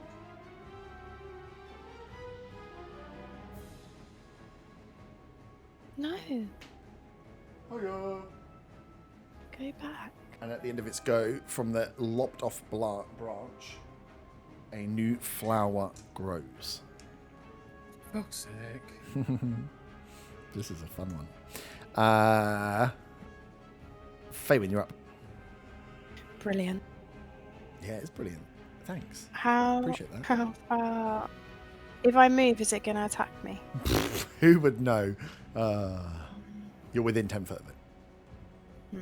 It's little flowers. I'm Dance gonna if I- do it anyway. I'm gonna Oh, brave it, and Yeah. I'm gonna use John to protect me. yeah. If it does try and attack, he'll swoop in. Okay. Where do you want to move? I would like to move. Back towards the wall, yeah. No, funnily enough, to the side, please, away from everybody. This up the board. So right. How far? Just out. 20? How far's 20? There. I'll go the full 30 then, please. Another 10. Thank 30. you. Nice. It's going to slam towards you. Ooh, this dice is doing me real nice. Plus 10. That's a 23. Yeah, that hits, John. And that catches you with some sweet, sweet branch. I was going to John. John, can take the attack? Yeah. Isn't it if he's within 5 foot of you? Was he not when I was running past it? Yeah, I suppose I'm just. It was 5 foot and you ran past. If it. not, you can attack me if you like. I'll be really sulking, but I don't just- mind. I was just checking. I was just checking. Oh, fuck off. I rolled a 1, a 2, and a 2 on damage dice. So yeah, I'm trying to be cheeky. Wow, okay. I'll re-roll those. So that is 5. That's 11 points of bludgeoning damage Thanks, John. I love you. to John. As Is you he move still away. alive? Still your... he's John's got a bit of... He's a beast now. Came to that thing where she didn't use him for anything useful for ages, so I made him really, really strong, and now she's going to start using him. It's going to be bad. No, he's still just going to be an accessory, I There think. we go. He's the handbag dog. Still your go. You just moved away. That was an opportunity attack. So I'm going to attack with my bless. Yep. You need a bless, isn't a weapon. It's a blessed weapon. Gonna bless you. So that... Oh, I forgot to say sharpshooter. So it's 28 to hit. Uh-huh. Oh, I hate when I forget to say sharpshooter before I roll 28.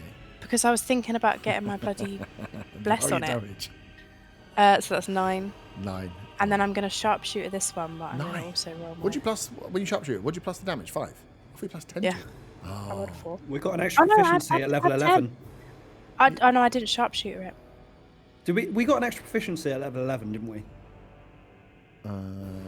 Because I feel like my proficiency's gone up. Or maybe that was level 10 and I didn't know We it. had, No. we had 4 No, for a couple 4. of It's levels. next level. I think. Oh, okay. Yeah, I just wasn't paying attention. yeah. Shock. Went up ages ago. I'm confused now. What's going on? So about proficiency? sharpshooter, what you sharpshoot? You Yeah, but I minus 5 off your roll, right? Call it. I Oh, didn't you call it didn't call it. beforehand. Okay. No, that's what I said. Oh. So okay. I just rolled normal. Otherwise, that would have been 19. Right. But okay. this time, I'm going to roll with sharpshooter Okay. And bless. and bless. Mm-hmm. Oh my god, you're fucking kidding. So it's 19 minus 5 plus 2. 16. It's not going to be enough, is it? What was that? Sorry, 19 minus 5 plus 2. No, Yeah, no, by 1. fine. 16. You need 17. Oh, it's a crying shame that. But you've run away. That's good. Arta.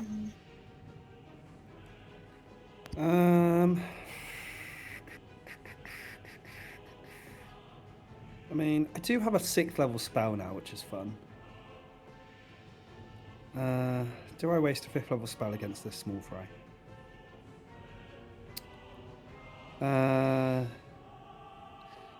Can I...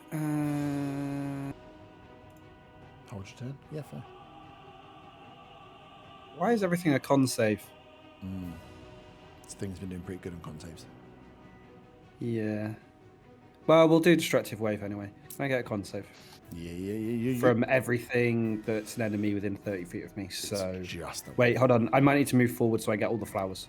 the flowers. If you're going to attack the flowers, you have to aim at the flowers, because the flowers are just part of the beast itself. It's just one enemy. Well, okay. Well, destructive. Oh wait, if it's okay, then I misunderstood. Yeah. So if you're gonna, you'll be shot. Yeah. If you're gonna aim at the guiding flowers, bolt. I'm gonna do a guiding bolt. Yep. At 6th level because fuck it. Yep. Sweet. That is an 18 to hit. 18 hits. Perfect. That's 9d6. That's 36 points of radiant damage, and the next attack against it has advantage. Nice. Oh, I forgot to roll my d4. I did As long as it. you hit, as long as you hit, it's fine. It's only when you don't hit, you just remember it. That's a 22 to hit. It still 22 hits. to hit. Yeah, it still hits. It's great. Yeah, I'm Nice. It still hits. Stay where you are. Ooh, that could be a cool little gimmick. That you have to hit low on the AC to hit something. That'd be really hard when you get to when you've got plus fucking 8s or 9s. That's exactly roll a why. 6. Am I doing anything else? What size is it?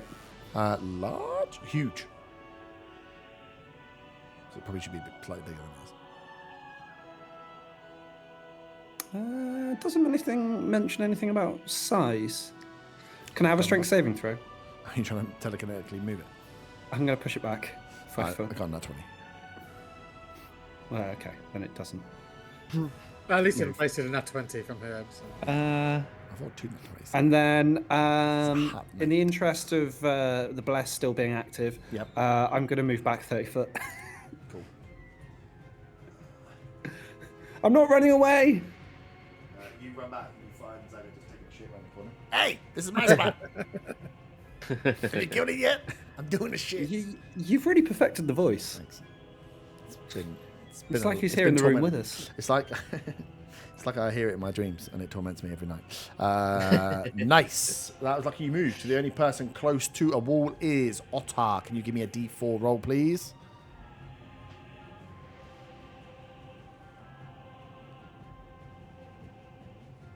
I can see on this dice. 1. Oh, of course it is. Can't see. Yeah, it must be a 1. You take 4 points of necrotic damage as the fungus whips in and sizzles against your skin as we are round to the top, and it is your go. How far am I away from it? 5, 10, 15, 20, 25, 30. I'll get right up close to it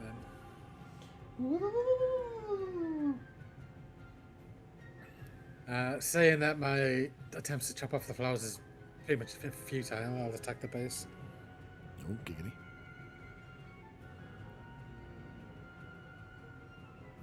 Fantastic! With Bless, that is a 14 to hit. That does not hit. What? So crazy. You got advantage on it. Oh, yeah, you got advantage. Oh, okay. Guiding bolt. Oh, yeah, I forgot about that. That's good, because that makes it like a almost 30 to hit. Yep, that hits.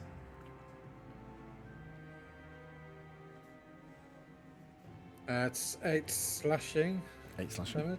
Yep. I'll roll a second attack. Does it still have advantage or is it just one go? No, just one go. Yeah, that's fine.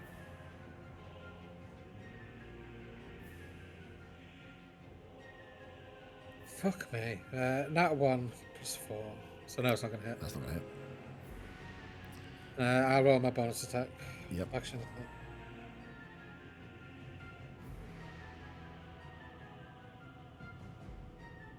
It's like 21 plus. Yep. Yeah, that's 21 to hit. That hits. 4 slashing and a charisma saving throw, please. 4 slashing and a... Ooh, that's only going to be 6. That fails. It's Bane. Bane, baby. Oh, so scary. I can't believe you baned me like that, you bastard. That's concentration on you as well, isn't it? No, it's just an effect on you. Just an effect.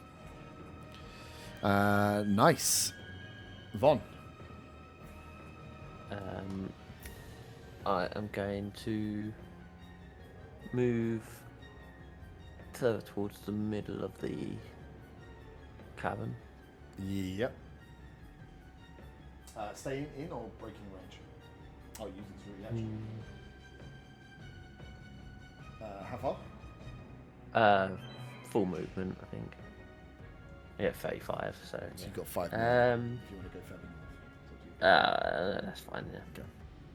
Okay. I'll fire off the archer attack first. It's 22. Yep, it hits. So the main body. That's 15 radiant damage. How is it looking? It is looking, it's over bloodied, but still looking not too bad. See, it's starting to panic. Okay. It doesn't bleed. It's blood. I have a Constitution save at disadvantage, please. At disadvantage. So I'm going to blight it. Don't you dare. Disadvantage. That's a 3 on the dice, but it has a +5, so it's 8. Oh, that's a fail. So that is 64 damage. 64 damage. Shit the fucking roof. It does maximum because it's a plant, isn't Yeah, it? it's a So. plant. Yes, as the huge plant, you reach out, cast blight, and this thing, and immediately you see the plant, the flowers start to wither and shake as the leaves and the petals just start to fall away as this thing shrivels up. You can see inside was like hollow as it shrivels up and shrinks down and just crumples into like a balloon that has had all the air out of it as the dancing lady is dead. Could have fucking just blinded from the beginning. Good nice. You wait so long for. Nice. So yeah, the dancing lady is dead. You can see as you look around in the cave now that there is bar all the fungi that grows around the walls. That there is nothing else coming for you in this cave. How long's your bless last for? Just check. Arthur. Sorry, say again. How long bless last for? Is it 10 minutes? Or is it 1 minute? Let me double check. 1 minute. 1 minute, okay. So it will likely run out. Seeing as I'm already in my styrofoam, I'm just going to switch it up to the dragon one. Yep. Just to hover around for the rest of the whatever's left of the 10 minutes. Yeah, you've got 10 minutes. We'll keep moving forward. So 10 minutes you might get use out of, but a minute you won't get use out of anything else. Could I snap off a little bit of the mushroom and put it in my pocket Yep, yeah, definitely. or in my bag? Yeah. Like a sample. Little sample bit of mushroom.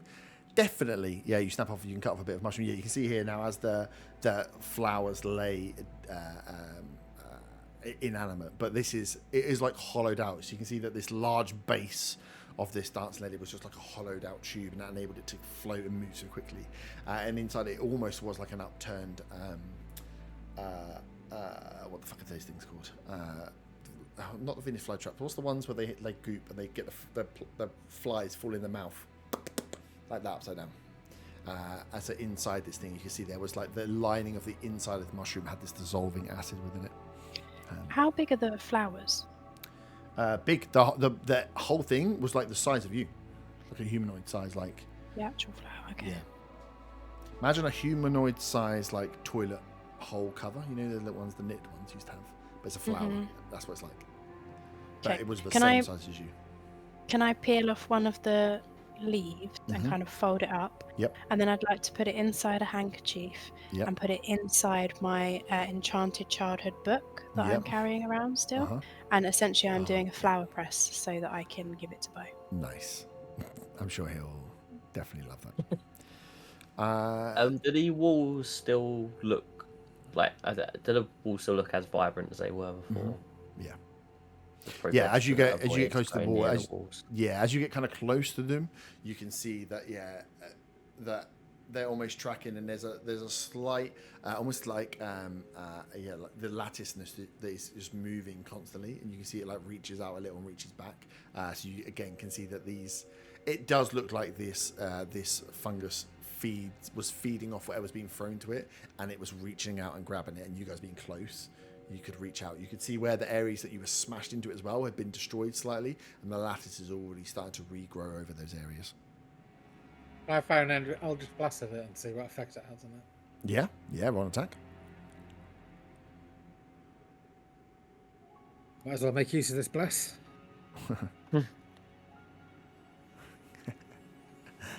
Fuck me, I rolled another that one. This is ridiculous. It's Again, ridiculous in that another you're one. firing, it's funny because it's got an AC, but you are firing at a wall, and you somehow manage to, like, you fire at the bit that you crushed, and you just hit stone. Take that. Good job. But yeah, it goes back to being motionless as you see it there. Is there any way of getting a sample of it without getting attacked again? Or can I get it? Or just you could get attacked to get a sample? Get attacked and try and get a sample. Yeah, I'm gonna try and get a sample of it.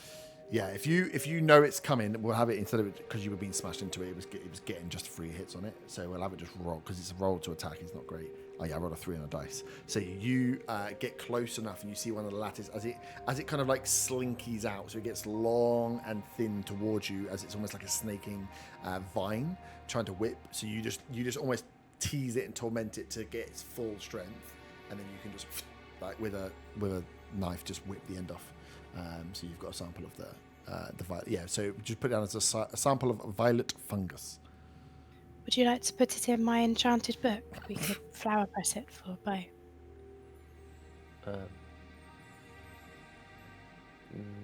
You can't say no. I'm just gonna put it with the rest of the samples I've taken, I think. Fine. About it and no. Nice. What was it again? Sorry. Violet fungus. Violet as in the colour? Violet is in the colour, yeah. Got any great items again now. Oh, I need to. Thank you. Maybe you should have given it to me in my enchanted book because I know how to do it. When you said enchanted book as well, I was like, are you making up things again? I realised you meant the one that's just the picture book, right? Yeah, Yeah. with the unicorns in it. Yeah. I was just checking. I was a bit like, what? It's a child's enchanted book. Open up a spreadsheet. Oh, I need to go for a wee, actually. Cool. Is there anything else you want to do? So you can see at the far end of this cavern is the entryway that carries on forwards. So you can carry on making your way through. If there's anything else you'd like to pick up within this cavern. No? No. Wicked. It doesn't do looting. So we will, you'll carry on through. And it's not, I mean, it's plants. You've seen him chopping off bits of plants. So unless you're interested in horticulture and getting some fungus samples, there ain't much loot here. As you carry on through and make your way back towards the river, the Fog River, and keep on track as you make your way further south. Can I just after Zaga, have you finished fertilizing the plants yet? Yeah, he catches you up after. He's like, yeah. He's like, I got a bit of violet fungus on my stingy ring. Canon now that Zaga has a necrotic ring. That's what canon. So. For the next bit, for funsies, we'll take a pee break now, but we will be going as you make your way through. You have kind of passed through the larger caverns, and now, as you can see on the map you'd sketched out, Faye, when we'll say you travel for like another hour or so as you're picking your way through, the caverns start to become slightly smaller. You're starting to make your way through 10 or 15 foot wide caverns that go into rooms that are about 20 or 30 foot across that have like 1 or 2 entrances left or right, and you're starting to pick your way through. And as you make your way through one, you can see that some of them are a bit more lively, some of them are a bit less with fungus, some of them that river front runs through, some of them have got pools of water down here, and you're starting to see a real difference. But you take a left and you take a right and you take a right, and then you're like, that's not the way to go, but if we do a left and a left, we get back. You start to try and piece your way through, just making sure you're making your way south as this lattice work of tunnels and rooms gets more and more complex. Can you all roll me a d6, please? That's a 1. Ooh. That's a 5. 5. A 6. Oh, 1's are bad, 6s are good. Cool. So we will. Cool. We'll come out for this one. Nice. I will set some stuff up and have a quick wee, and then we'll still be back after a pee break to find out what you walked into. So yeah, but I'm just going to do it on dice. We'll do room to room with d6s. You roll good, you get good. You roll bad, you might get bad. Who even knows? But yeah, there's some fun little bits in there. Not necessarily battles. Not necessarily. So, with a 1 and a 6, you make your way further forward through the tunnels, and you push through a cavern. Have I worked out how to do this? Yeah, cool. You push through a cavern, a smaller cavern, into a slightly larger opening. I haven't fully worked out what I did this. I made this up whilst I was on a meeting, and now I'm really scared that I can't remember all the things I made up. And you briefly see this in front of you. A hallway, 5, 10, 15, 20, 25 foot across, where it pinches in the middle and goes out again. And you can see some holes. You can see that this drops down to lower levels. Dropping down to lower levels, with a quick peek as you look in, you can see the toxic fog is kind of running beneath where you are walking through this like pathway. It's almost like a bridge, but you are encased in this cavern, in this small pathway.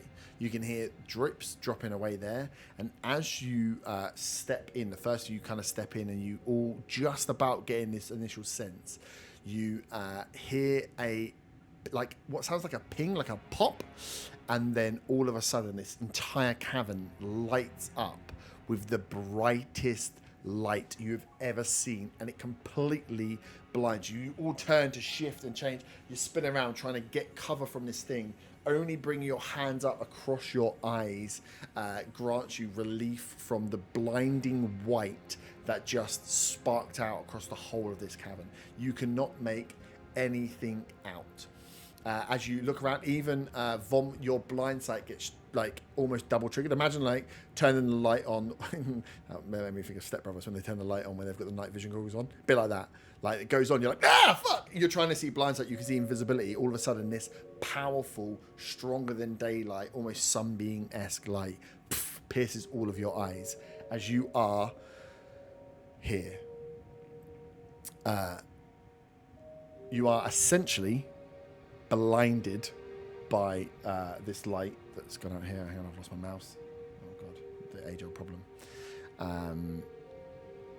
As you know that the pathway forward is wrought with holes that fall down to fog and decay, but you cannot see. And as the light has gone off, I will say that you are all kind of discombobulated. You've turned slightly. So where you might have walked in a bit like, oh, the hole's here in front of me, where you've gone and turned and you're trying to like look around, you now wouldn't be able to know which way you are facing.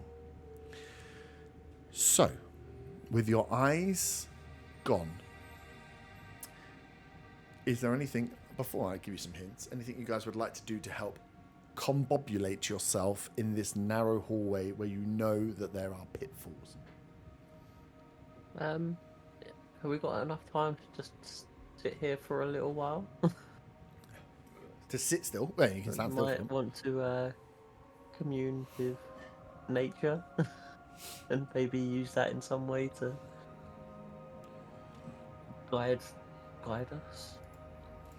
You interesting, because you didn't see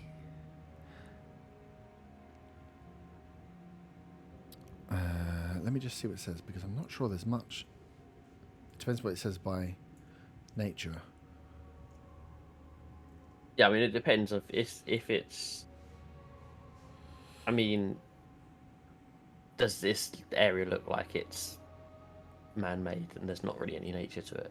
No, it looks like it's a trodden path, but you can see that it's fickle. Again, people likely wouldn't have taken this route.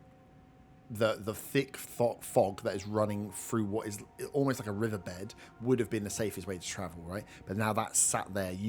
As you peeked in that first hole, you could see that fog sat below. So likely this was maybe a pathway that was used before, but it is this like barren stone pathway that runs above a lower section.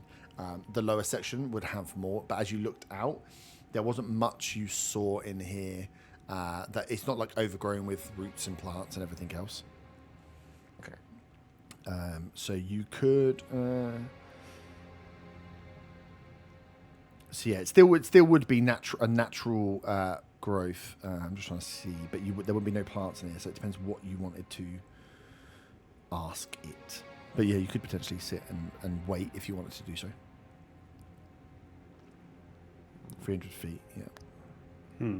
Yeah, it is limited to 300 feet underground. So yeah, Zaga will be like, my eyes and my ring sting at the same time. I'm going back to sleep. I'm going to be as useful as ever. Do we just hear Zaga fighting in his sleep? Yeah, that wasn't me. It just sounds like this. Like a dog fart. Zaga, did you follow through?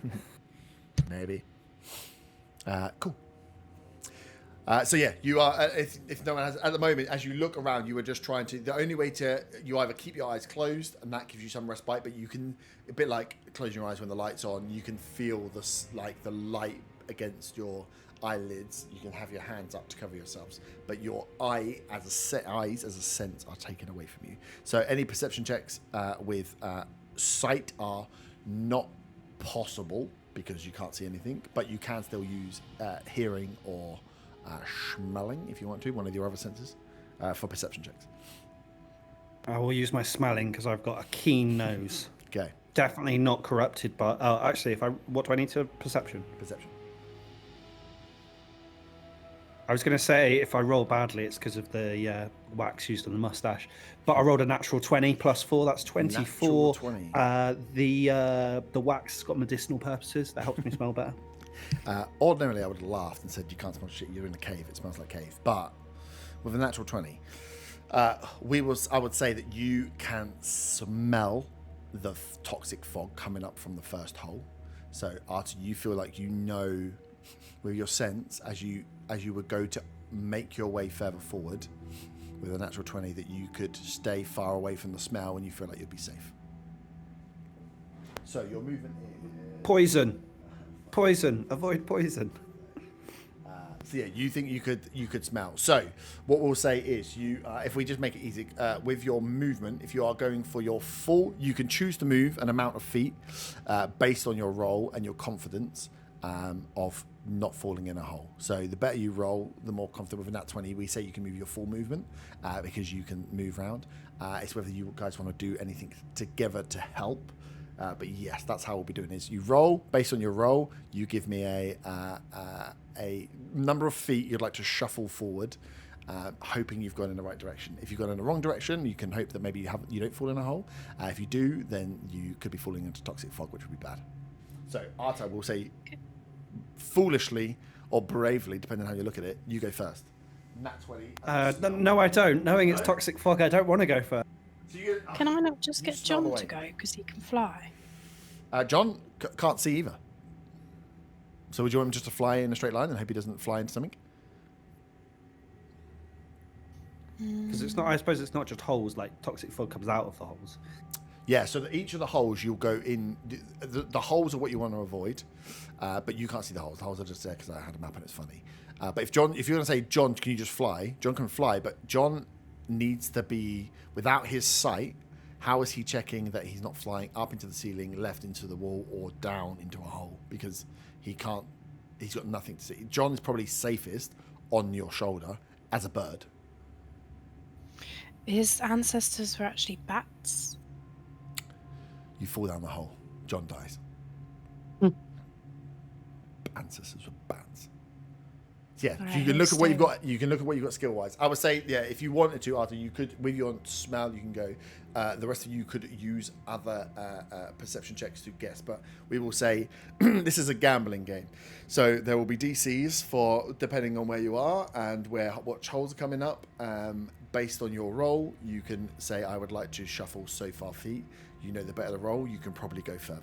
But it's all up to you as to the level you want to gamble on the DC that you're getting. Can I get onto my hands and knees and try and, I guess, use a survival check to see if I can feel any tracks for possible movement through the area? You can get on your hands and knees.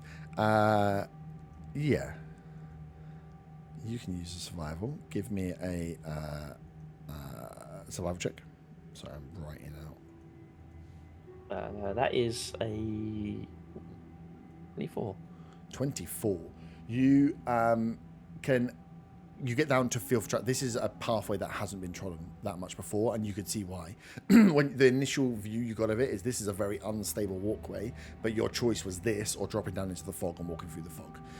So you can't feel, but with the 24, as you're feeling around, you feel the edge of like where it's starting to break away. So you realize with your hands and your survival check, you can feel out for the stone crumbling and starting to break away where you feel there might be a hole.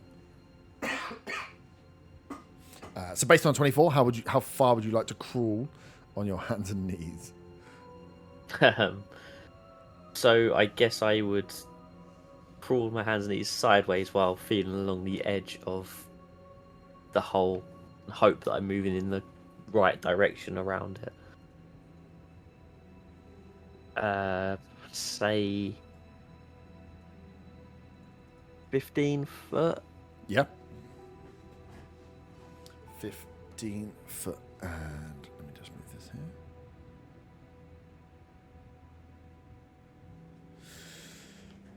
$15 foot. Cool. You crawl sideways. 5, 10.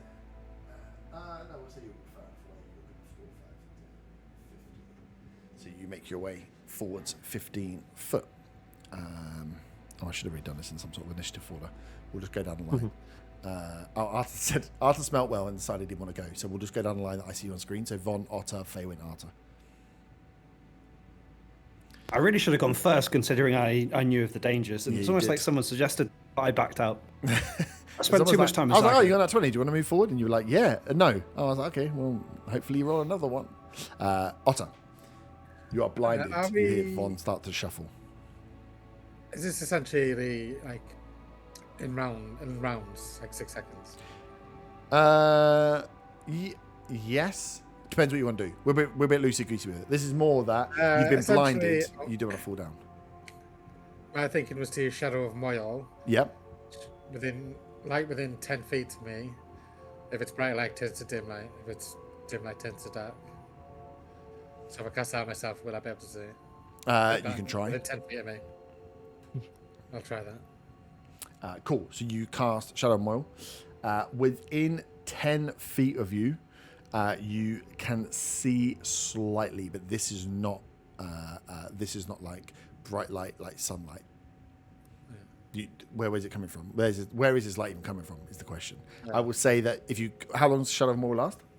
A minute. A minute. So for a minute, or so we'll say if you're going for this, depending on how far you want to move for this check, it will lower the DC. So you can see that you're like immediate. If you're using your eyes, you can see a bit further. But I would still say using your eyes is not the best.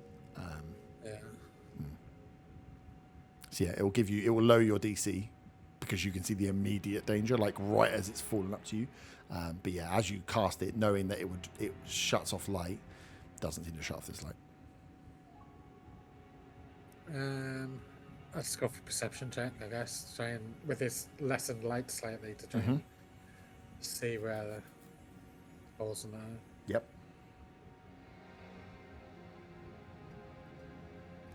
Fantastic! I rolled a 5 for a total of 10. A total of 10. Which sense are you going for? Perception. Yeah, but which eyes are gone, Well, so I'm assuming you're not going with eyes. I guess touch with my feet, sort of like if like when I'm placing my foot down, it feels like it's like a hole essentially, or a loose something that's going to give way. Yeah, you're just like feeling out forwards. Yeah. Nice. How far would you like to move forward?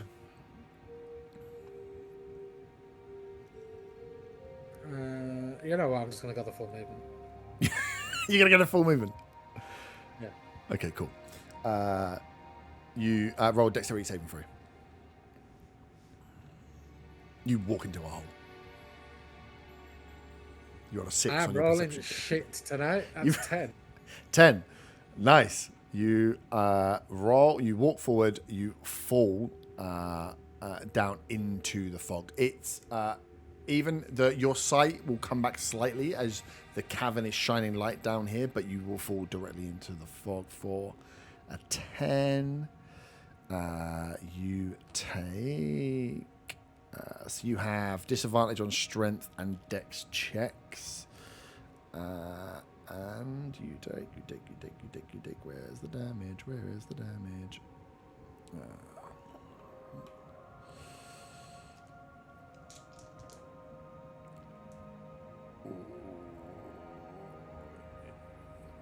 19 points of poison damage. I rolled a 16 on my con save. Nice. So yeah, you step forward with your 5, with you using your sight and your feet. You literally just step straight off into this hole and drop down. Oh shit, you drop down as well, so you would take 4 damage as well. You take 4 points of bludgeoning damage on top of the poison. As you land down, you get a bit of your sight back, but as in you can see a tiny bit because you are out of the light, but you're now inside the thick fog, which is also heavily obscured. So you go from bright light to toxic fog, which burns your eyes as you have fallen into this hole. I just shout out, "Ow!" Yeah, yeah. Nice. You hear. None of you see, but you hear Otter take a step forward, fall, hit the ground. You hear the shuffle of feet. You hear him fall, and you hear the thud, and then ow. Faywin.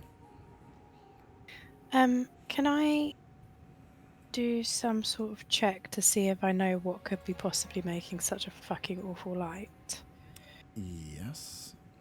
Maybe a history? Or a nature? Nature, more likely. Yeah, I'll do a nature. That is a 25. 25. You would know that there are definitely different survival mechanisms of different fungi, whether they be poison, whether they be noise. There's things called shriekers, but you also heard of these things that are called blinders, which their defense, their fungus, which their defense mechanism is to emit a super sunlight-esque bright light to blind, disorientate, and confuse anyone that tries to attack it. But you know that these are, much like shriekers, these are not just like, whilst they are individual fungus, the brightness you're feeling now feels like it just came from like nowhere, so there could be multiple of these about the tunnel.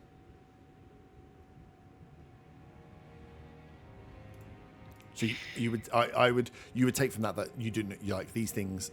Their job is to use light to disorientate and blind you. Eyes are not going to be the way to go here.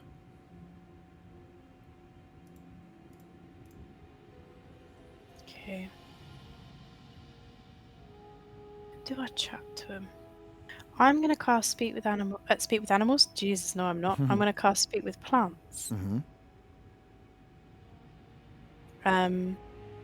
And say to them, we mean you no harm, but we can't see. So could you sort it out for us?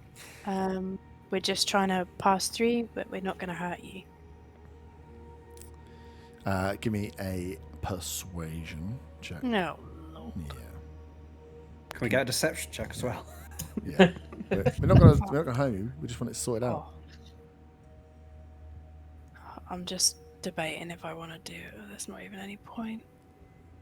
I don't know if I want to do the Feywild magic shard to just try and help. We mean you no harm. Fireball. Yeah. Yeah. Well, I rolled a 5 on persuasion after using a level 3 spell. So. No. You speak with plants to let them respond. Wombat? Yeah, I think so. Yeah. So yeah, you just would hear back. No logic. Yeah, it does let you respond because I spoke to the door, didn't I? Yeah. With speak with plants. Yeah. So you just hear back multiple voices, like tens of voices, just almost like screaming back at you. There's no like rhyme or reason to it. They're not like, oh, okay, cool. It's just like, get out, stop trying to attack. You can just hear them just like screaming, and it's multiple ones that come at you. As you like open up and talk to them, you just get bombarded with this sound back. For some reason in my head, I've got lemon grab from Adventure Time. Yeah. I'll shuffle forward 10 foot. 10 foot.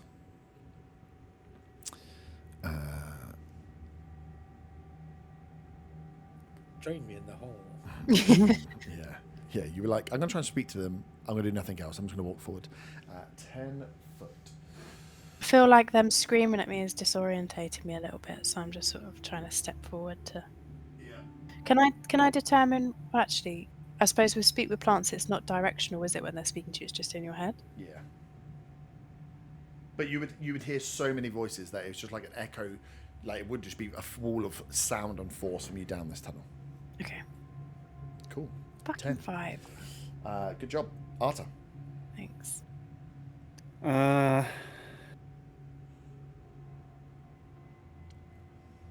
So we're blinded, yeah? You're blinded, yeah. You have your other I used senses. smell last time. You smell last time. I'm going to use smell again to Yeah. try and like avoid the holes and watch me get in that one. What's your drive? Oh, it's a 7. I don't smell it as well as last time, do You I? don't smell it as well as last time. You can only smell Zaga. How many feet would you like to move? 30. Because I don't know that I failed I did really bad on my perception check. I just know that it smells not so bad. So I'm thinking, oh, it's fine. I'm away from it because I can't smell it. Indeed. Roll a dexterity saving throw. See, look at that. Look at that roleplay logic. That's a 3. 3. You also fall down. So you take 2 points of bludgeoning and as you hit the deck, and 15 points of poison. So 7. Because you got resistance. And what did you roll? Sorry, what was the number you rolled? For Dex, Yeah. 2. Oh shit. Cool. You have half movement, and you are poisoned.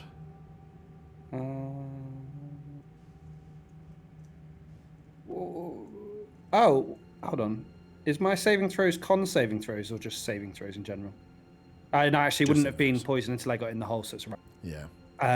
So half movement and what did you say? Poisoned. Which is Can I even be disadvantage. poisoned? I think you can. I think you just have resistance to poison. Oh, just check. I thought it was just resistance you had. I'll read what the thing does. Yeah. Nice. Yeah, I've got advantage on saving throws to avoid or end the poison condition and resistance. So yeah. Yeah, sweet. Von, you hear Arta shuffle round, almost round you. I say, did he go? Yeah. Say, did he go like over my head? Literally, as you're on the floor, he just run over, like tripped on you a little bit, kicked you as he just carries on stepping forward, and you just hear him fall and bang hit the floor. Von. So can I feel around me, like, can I get some sort of sense from like either side of me? You have your sense. So your perception checks cannot be used for sight. So you still have touch, taste, feel, hear, and whatever the other one is. What the Okay, fuck? so Lick the floor. Yeah. in knowing that I've kind of edged along that hole, can I kind of I guess feel each side of me to see if I can, like, I don't know, get an idea of whatever else is in the close vicinity of me. Yeah. Yeah. So you can use a perception check, standard, and just say you're using it to feel. That's fine. Yeah. That is a 16. 16. Nice. So with a 16, as you feeling out, how far would you like to move? So this is a, just in case we weren't aware, as two of you just walked into a hole after rolling shit, you're doing a skill check to ascertain your like sense of danger in the world, and based on how good that skill check is, how far do you want to move based on the information. So it's like, oh, I sniffed and I smelt a burger van. If I roll a nat 20, I think I could probably walk directly towards that burger van. If I just kind of caught the whiff of a bit of grease, I might end up walking the complete fucking wrong way. So maybe don't walk so far. That's the metric. But of course, if you want to just walk 30 foot and gamble and then fall in the hole, go crazy. And we all died. It's not smart enough to do that, which is why you proceeded. Yeah. So based on your skill, the higher your skill check goes, the more confident you are to move further. Is how I would assume you would play the game. Okay, I'm still going to be on hands and knees, obviously, this whole time. I guess I'll move another 15. 15, nice. 5, 10, 15. You get through smoothly. Otter, you are down the hole.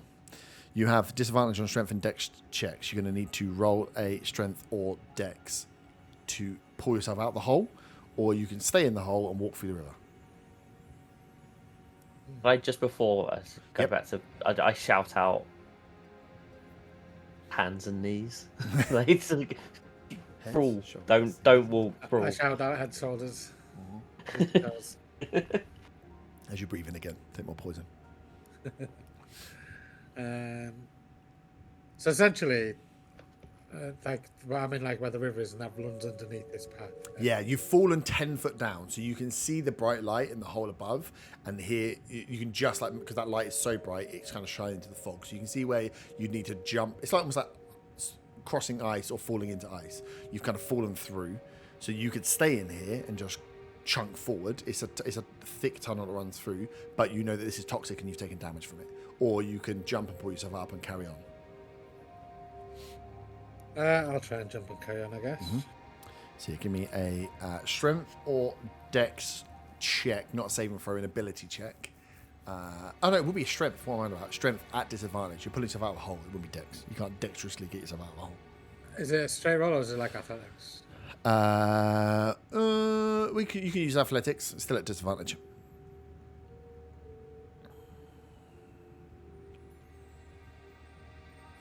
For once, this game actually rolled quite well. I rolled a 15 and 19 plus 5, so dirty 20. Nice, dirty 20. So yeah, we'll say you smartly pull yourself out on the front as you lift yourself up and out of the hole. That is you just rolling to get movement. Yeah, you can still do a check and move if you'd like to move forward. Otherwise, we could be here forever. So yeah, you pull yourself out of the hole. You still for I think it's for 10 minutes. Where I am with the still showing while still up. Mm-hmm. Am I able to see Van in front of me slightly? 10 no. I think you can just see the immediate threat, like the immediate 5 foot. You can just make out, like you'll be able to make out the difference between floor and hole. Right. I'd like to use a perception check to shout as loud as I can to try and get like an echo effect to see. You're not bad. Okay. See if I can see any differences in, like, say, sound. I would assume in my head, Yep. if it was near a hole, the echo would sound different to anything close to me. I would like to be a bat. His ancestors are bats, like John. Don't you start that. You both die. Roll a perception check. That'll be a 24. 24. You shout out. This is a small. So this cavern is only like 20 across. It's probably in a 10 foot height. So it's a pretty low tunnel. As you shout out, you do pick up like some bits of what sound like where sound drops off from, where it comes back from. It definitely comes back stronger on the right hand side than it does on the left hand side. So you're like, okay, I kind of can get a feel for where some of the holes might well be. Shadow Mo at least will tell me where the immediate 5 foot is. So based on that, how far would you like to move? Carefully using the chat like Shadow Mo to see directly in front of me, like the 5 foot in front of me. I don't know, like 20 feet. 20 feet, yep. Nice. And you will see and pass one 10, 15, 20 as you go round Von. Give me I just say, his hand on his knees. Watch out, there's holes here. Watch out, there's holes here. Nice. Fabian. I'm going to follow orders and go down, hands and knees. And try and feel my way forward. Cool. Perception check. Going towards where I've just heard Batman scream with a 23. 23. Nice. So with a 23, how far would you like to move forward? I would like to move forward 30 feet, please. 30 feet. John is on my shoulder. John is on your shoulder. You get through. You momentarily brush Von Van and slip slightly. Give me a dexterity saving throw, please. Is there any way that I can do a perception to see if he pushed me? He definitely pushed you. You were. It was almost like you can't see anything and you're feeling forward, and then you like feel like inorganic material. You feel like his cloak or his like side of his boot or something, and it just makes you just wobble slightly to the right, and you are on the edge. 23. 23. You managed to stable yourself and do not. Can I now push her? I was going to say, can Von perceive this and hear her thoughts? 100%. Cool. So 2 of you are crawling on the floor. Hi, Von Van. Arta, you are in. You can see the hole above because the light is piercing through this thick green fog. But in the fog, you are just as blind as you were upstairs. Almost. It's like blind down here and poison, blind up there with light. I have 2 questions. To get rid of my poison, will it be an action? Or is it just continuous? No, it'll be a saving throw at the end of your go. Okay. So, knowing where I fell from, can I try walking to the other side? Because I got half movement, you said. Other side of the hole where I came from where I came from, just try and get some extra ground covered? Yeah. Yeah, you can see. So what you can see is like this light peering through a hole, so you can make it to the other side of it. Am I going to be able to climb up with my half movement as well? Yeah, or not? yeah. With a strength what check. do I need to roll? Strength check. And I've got disadvantage because I'm poisoned, yeah? Yeah.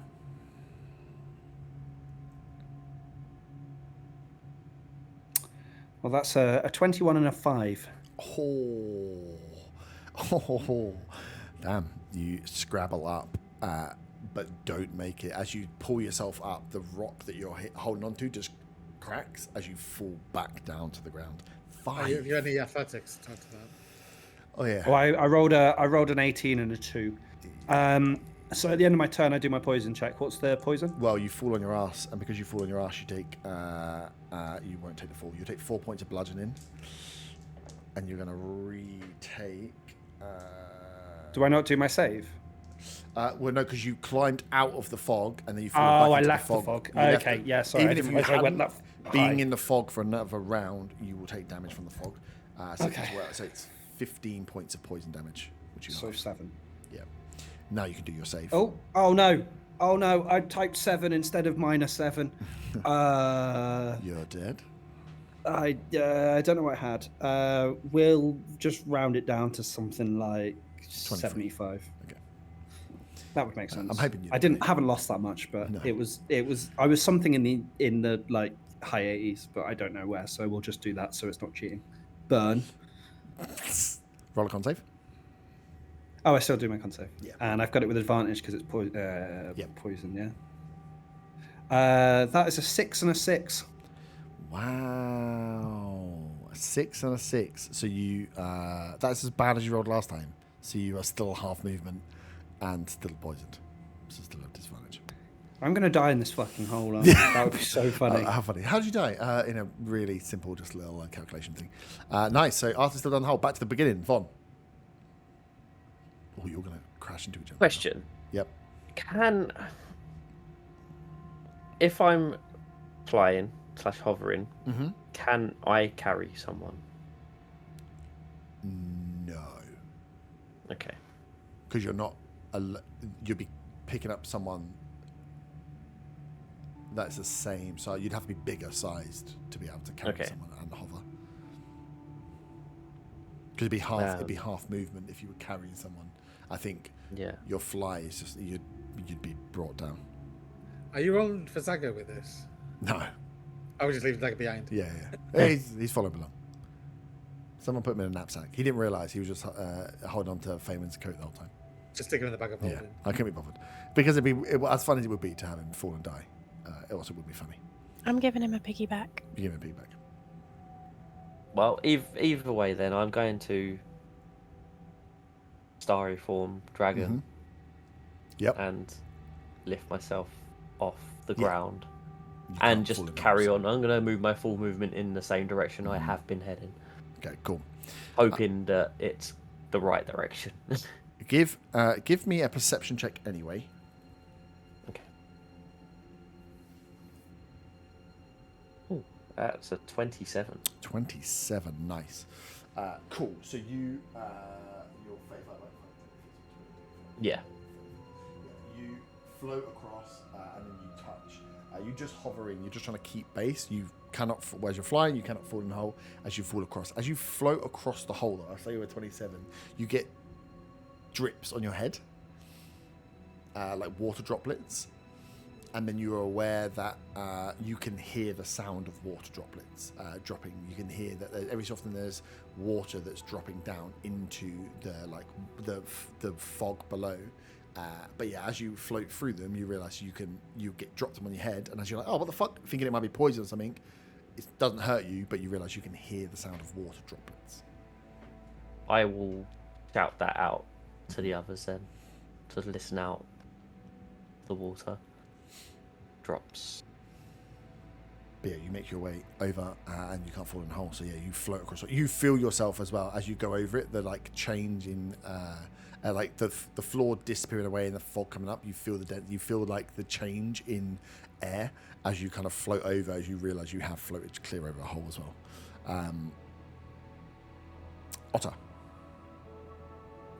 Saying how well being Batman worked, I'll try that again. Yep. Scream out.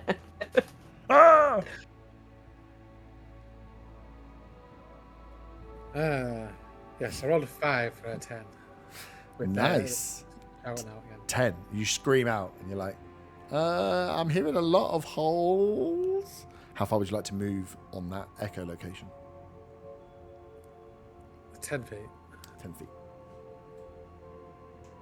5, 10. You move across. Faven.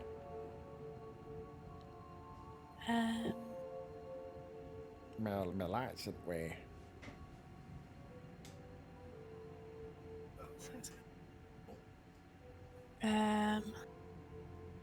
I'm gonna carry on, I think. On hands and knees. Yeah.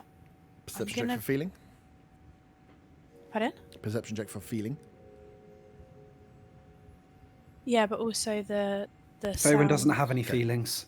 She's ice cold. Yeah. So your perception check can't be your eyes. You're either Yeah, you were feeling, but you can do a perception check for sound instead. Yeah, I only had 12 though. I only rolled a 12. You rolled a 12. Nice. How far would you like to move on 12?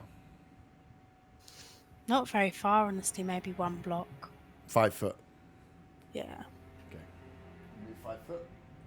With a 12, as you are between that, as you're listening out, I think your will translate your 12 into you hear very clearly the sound of dripping from both your left and your right ear, as you feel like you are potentially between 2 holes. If that drip is coming down and dripping down into the hole, you're hearing it on your left and on your right. So you're like, oh here I'm between 2 holes here.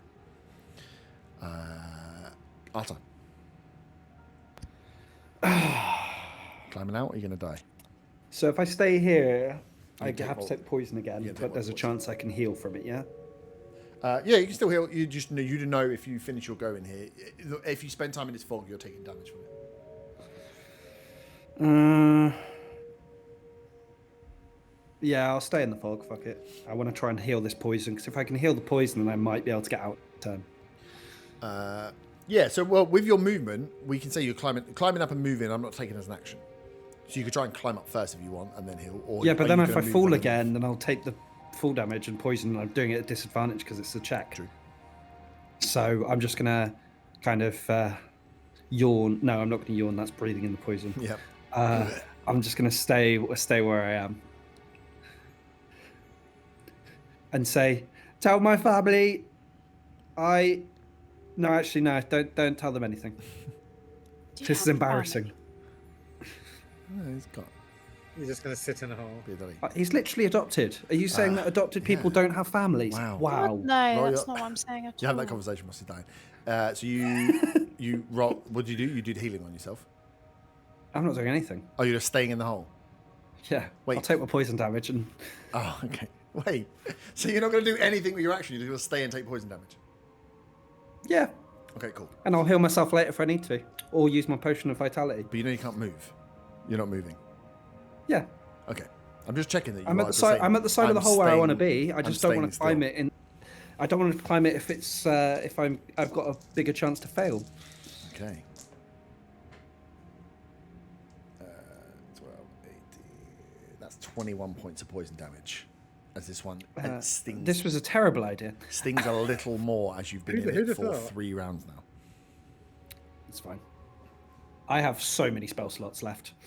Cool. As Arthur stands in the hole. Von. I'm just gonna continue floating the same way.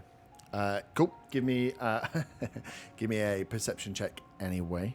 Are you going to go for sound, or are you going to carry on like feeling? I'm always imagining you like hovering, but with your hands on the floor, just like feeling your way forward. It's like upside down hovering. Yeah. Just been like, as long as I can feel forward, I know where the hole is, and I can just like carry on moving. And then it's like I'm like on tippy toes with my fingers. Yeah. Just like. So yeah, so if you want to do that. That's a 15. 15. I think, yeah. I mean, I guess I will be, because I'll be just hovering just above. It will kind of almost be a touch sort of thing, but it's almost like kind of preparing myself for the hover if I do go over. If I leave the ground, I guess. Yeah, you knew that's how you went across. You knew you went across a hole because you felt the difference, and also your hands just weren't touching. So you just carried on going until you felt ground again. So we're saying if you're going to do the same thing with a 15. You know you can't fall in. You're pretty sure you can't fall in a hole. So it's just how far do you want to move on a 15, knowing that you can't fall in a hole. I feel pretty confident moving my full movement. Full movement, 35. You headbutt the wall because it's right in front of you. You take 6 points of bludgeoning damage. As you go 5, bang. Oh shit. 10, 20.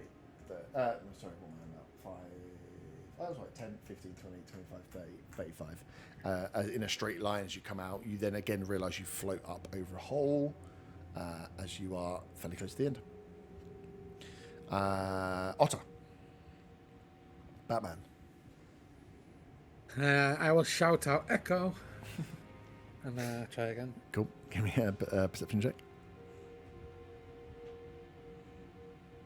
Ooh, that's 24. 24, nice. You can feel that there is a entryway coming up because your voice is rebounding. You know that there is a smaller entryway you're heading for. So with a 24, how confident do you feel about? I'm feeling pretty damn confident. I'll go my full movement. Full movement, 30 foot. Yeah. You walk straight into the wall. You take 4 points of bludgeoning damage. Sweet. And then you find your way through the gap. Fabian. Having had the drips either side of me, I want to very, very carefully navigate forward. Give me another perception check for hearing. That's 16. 16, nice. With the 16, how confident do you feel moving forward? How far? 15 foot, please. 15 foot. 10, 15. these 15 as you pass through. Arta, staying in the hole? I didn't do my con save for the poison. Oh yeah, do your con save for the poison. I mean, you're still in the hole, so you know you gotta get out this time. 10? 10. With advantage? Jesus Christ. You know what? Okay, you're not. I'm gonna don't have drink half my. movement anymore. I'm gonna eat my sludge. Eat your sludge, nice. You don't have half movement anymore. You only have the disadvantage. Wait, why have I still got the disadvantage? Because you still only rolled a 10. It says it. I'm drinking my potion. I may have eaten my sludge. Oh, you eat. It was basically a potion of vitality. Yeah. Okay. Well, I was doing it for the 10 roll. If you eat the potion. Oh, right. Yeah. Sorry. That was my fault for last round. You're eating a potion, so that's your action for this go. You can still move. Are you trying to strength check yourself? Can I still climb out? Yeah. Yes, and if the potion gets rid of poison, then you don't have this advantage. Do it straight roll. Check. Yeah. 13. Yeah, it was a DC 10. It was a DC 10. Oh DC no! 10. You've just been rolling it down. It's not that hard. You're only 10 foot up. You just got to pull yourself out. Cool. So you lift yourself out. That will take 5 foot. That will take 10 foot of your movement to lift yourself out. So you still have the rest. You can do a perception check if you would like, or just walk forward if you would like. But you can do a skill check of some sort. I'm going to use a bonus action to cure wounds. Nice. This is oh my Faerwin, god! you hear as you're 34 hit listening out, points. Faerwin, and you're getting like the drops. You also just hear Arthur coughing up his guts as he's lifted himself out of the hole behind you. Oh, Tom, are you okay? This is like the time I jumped into that cauldron, isn't it? It's easy, yeah. What's the worst that can happen? Oh, my character's dead forever. Oh shit. Consequences. Playing that game is recommending me some weird things on Steam, but that's separate. Imagine. I'm just going to stay there, and I'll say, I'll catch up with everyone. I assume you're all past, and then I look behind me and past me.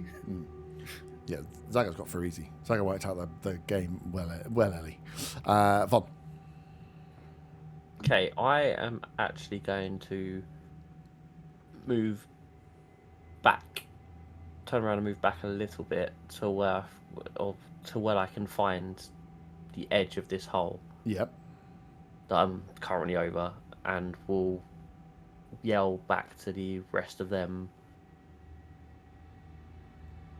move towards my voice, in hope that none of them are in front of the hole that they're about to walk into.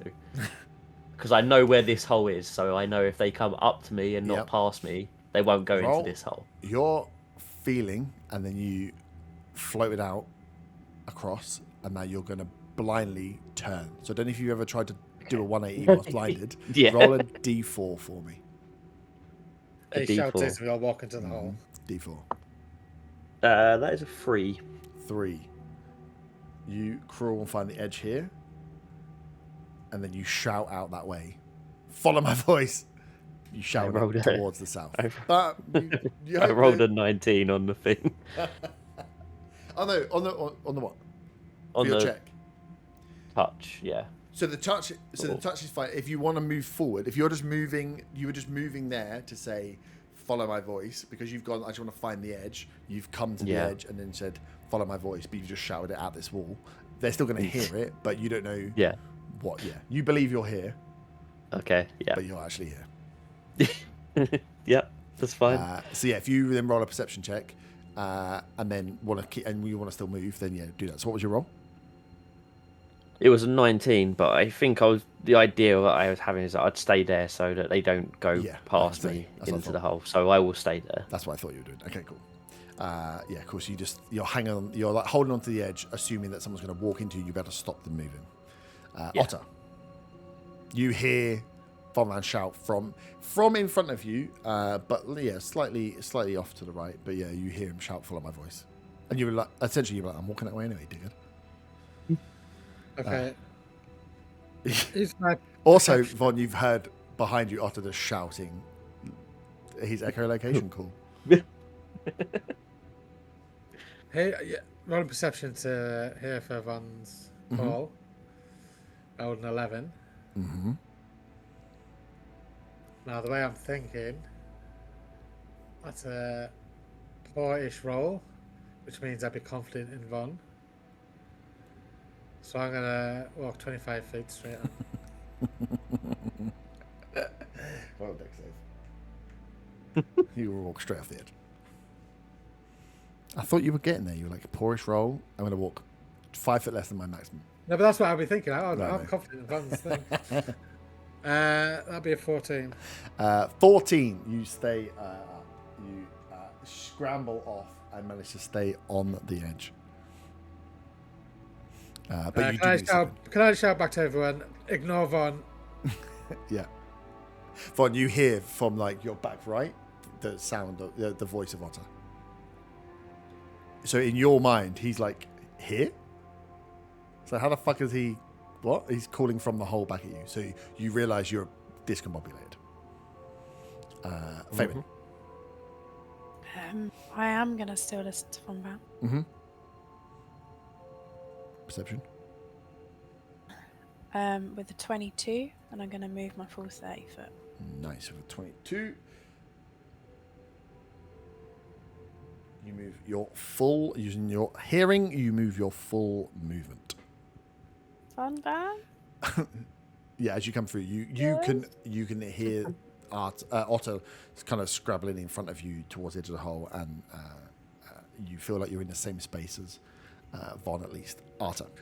Out of character, knowing that Fabian's still going to trust Von, after saying that, after me almost falling in the hole.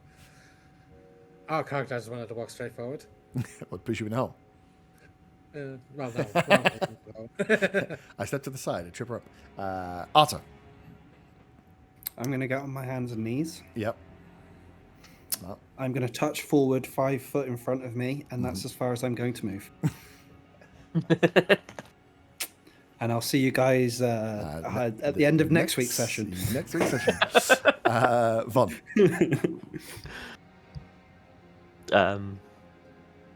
Oh yeah, so you're going to be very confused now with them coming from a complete different direction.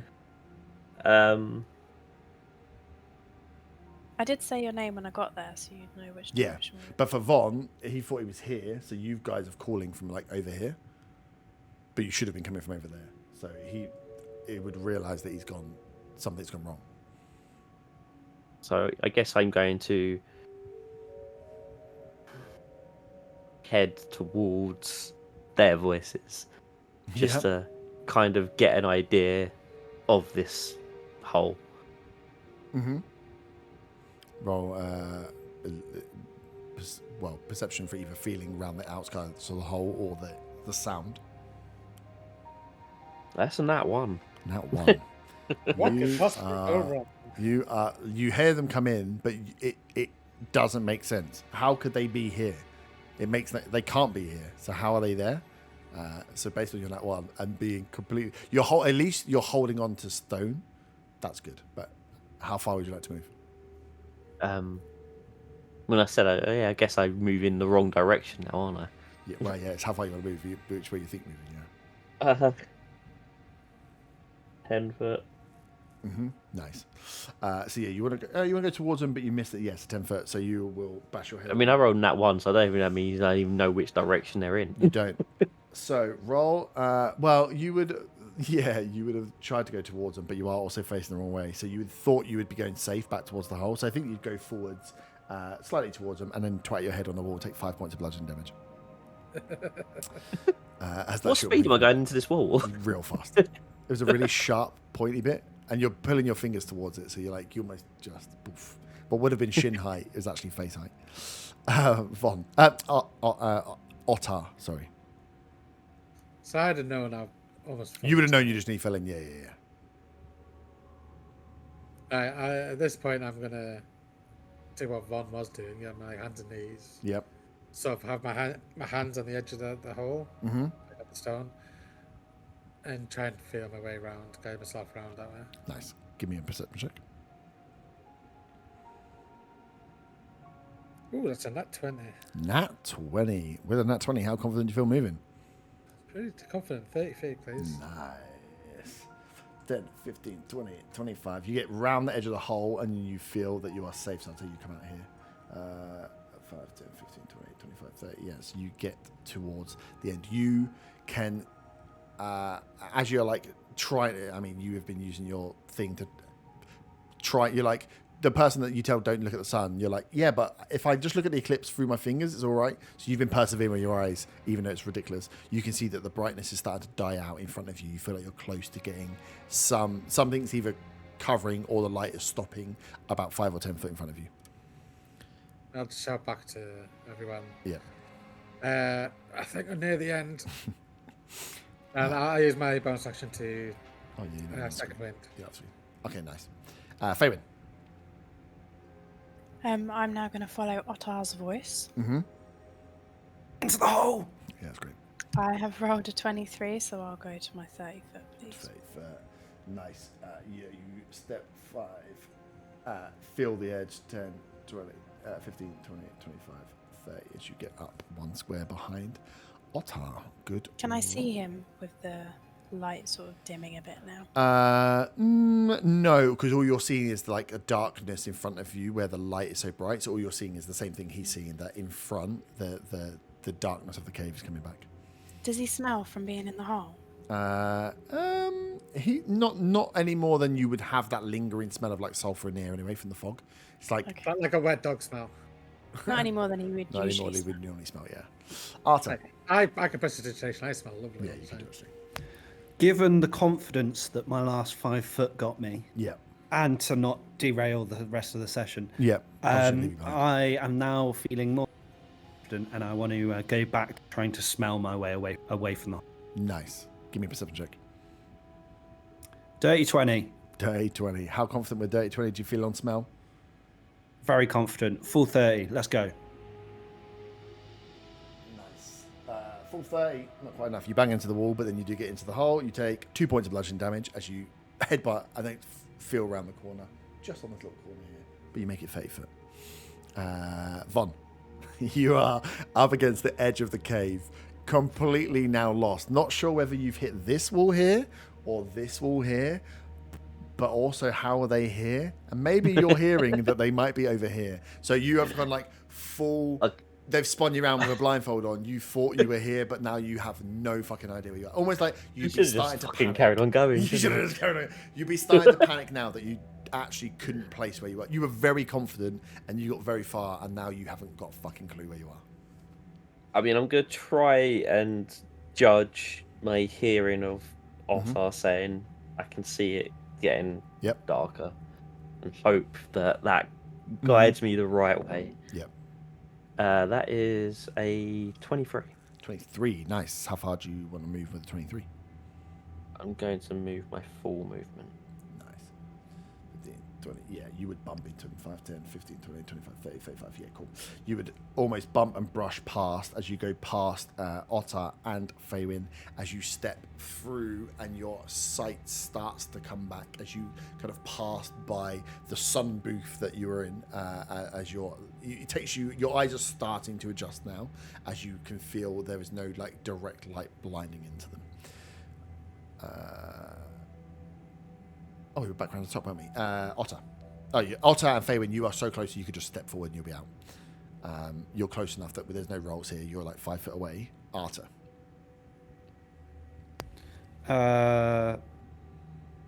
After walking into the wall, I want to feel to make sure I leave the wall, but I want to use my nose as a guide again. That is a 22. Nice. So I'm gonna slowly do the first 10. I'm gonna slowly go until I can't feel wall on my right hand side. Yep. So we'll say that's half movement just for continuity's sake, and then I'll use my remaining 10. We'll say 10 foot to kind of avoid smells again and keep going. Okay, so you're gonna go 5. So you're gonna go 20 foot. 20 foot in total, yeah, from where I started. Cool. Nice. You make it through. Using my snorkeler. Using your snorkeler. As the rest of you have been out for a round, you start to get your vision back. Thon, Otter, and Faywin. As you're looking back, it's still glaring to look into. You can see at the far end of the cave, actually the light is maybe starting to dim off a little bit, but here it's just bright burning light. You can see Arta's and also Arta's armor and stuff is gleaming, with shining off this light that is there. But you can see enough of Arta and be able to shout back to him to guide, to give him advantage. I'd say with this, instead of just falling in the hole and killing you, which would be hilarious for me, you'd have advantage on a check to be able to just follow their voice, Arta, and walk in a straight line. It's like you can now be guided through the puzzle because people can roughly see where you are. I'm going to use my nose. Just don't roll on that one. Dirty 20. Nice. You fall in a hole and die. No, you scrabble your way forward. As you make your way, Jesus, through the tunnel. What you can see as you get far enough back and start to look in, you can see as you pass through at the far end, the light starts to dim. Where as you've passed away from these fungi, the lights have started to dim and turn off now as the threat is gone. But yeah, the light from these things is blinding. Even as you look in there, it's like a spotlight, like a football floodlight. Lighting up your hallway in your house. It's ridiculous, the lights, the brightness that's coming from these little fungi, which you can't actually get a good look at to see how they're doing it, because you'd have to break by the light to look at it. But you pass out through another 5-foot gap into another the continuation of the pathway as you join back down with the river and make your way further along. Can you all give me D6 rolls, please? 3. Ooh. 5. Oh, was that a 1 in there? There's a little one. Oh, that's bad, isn't it? I'll try, chaps. I'll try. Cool. This is a good one. You step out. I mean, good for me. Good for me and good for you are two very different things. You step into... no, I don't think we need a map for this one necessarily. You step into a... no, I do just for size. Hang on, give me a second. A smaller room. It is 35 by about 35 or 40. And as you step in, you immediately feel like you're being watched. You almost panic. As Von, you'd probably be the first one through, having been the first one to pass through the other side. As you feel like there are just eyes watching you, and things start to move as you just pause. Give me a perception. Actually, all give me perception checks as you just step into this what seems like a fairly just ordinary cave, and then all of a sudden you get the feeling that you're being watched by 100 eyes. 16. Does my Dirty 20. true sight help in this anyway? No. Okay. I had a That's dirty 20, 23. Oh. I only rolled a 10. Should John have a roll instead? Nah. Okay. You see, and what you... Oh. Interesting. 10 is funny. You see something, Faywin, which reminds you of your childhood nightmares, and you recoil back. The rest of you, as you pick up stuff, can see these. You see where the eyes are coming from, but the eyes aren't moving. They're almost like paintings. There's these like spherical, balloon-like fungus that are just across the walls here, not out in the open, all just around the edges, attached by what look like tentacles, but vines that hold them. And like a group of balloons, what do they call it? A bunch of balloons? What the fuck do you call them? They're like knocking against each other, just slightly, ever so slightly moving. And in the center of these like oval-shaped, dark green balloons are these eyeballs, what looks like an eyeball, but the eyeball isn't moving. As you kind of get a closer look, you can see that it's made to look like an eyeball. The eye itself isn't moving, but you just can see these things everywhere. There's like 1, 2, 3, 4, 5, 6, 7, 8. As you look around, there's maybe 20 of these things just floating slowly, bumping into each other and passing back, all hanging from these vines that disappear into a web of vines across the ceiling here.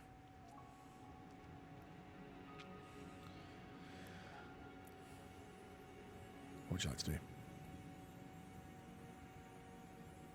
I want to step back because I'm obviously recoiling. Yeah, you as the rest of you kind of work out what these things are, they immediately look like floating eyeballs, and then you're like, whoa, hang on a minute. No, the eyeballs aren't moving. These are safe. Fabian, you have a guttural fear reaction with your 10, where you think this is something from like a childhood story that scares you. Am I It allowed to looks like history something. check it, or is Yeah. that all I'm going to get? You can history or nature. History for Our the history for the story, and it's a dirty 20. Day 20.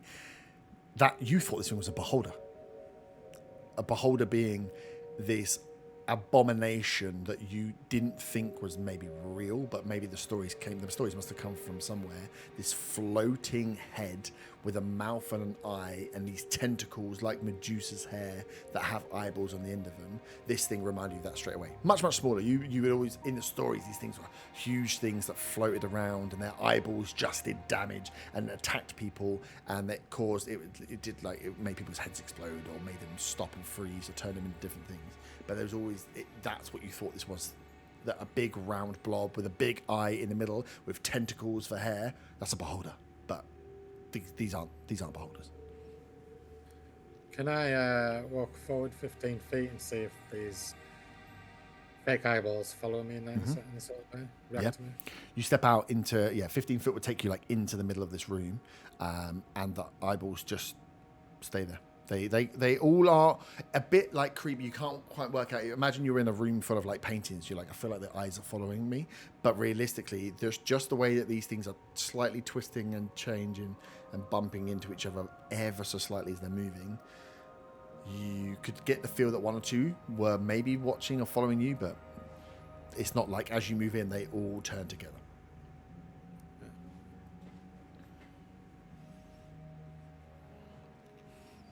But yeah, you stand in the middle of the room and seem fine. Anyone else?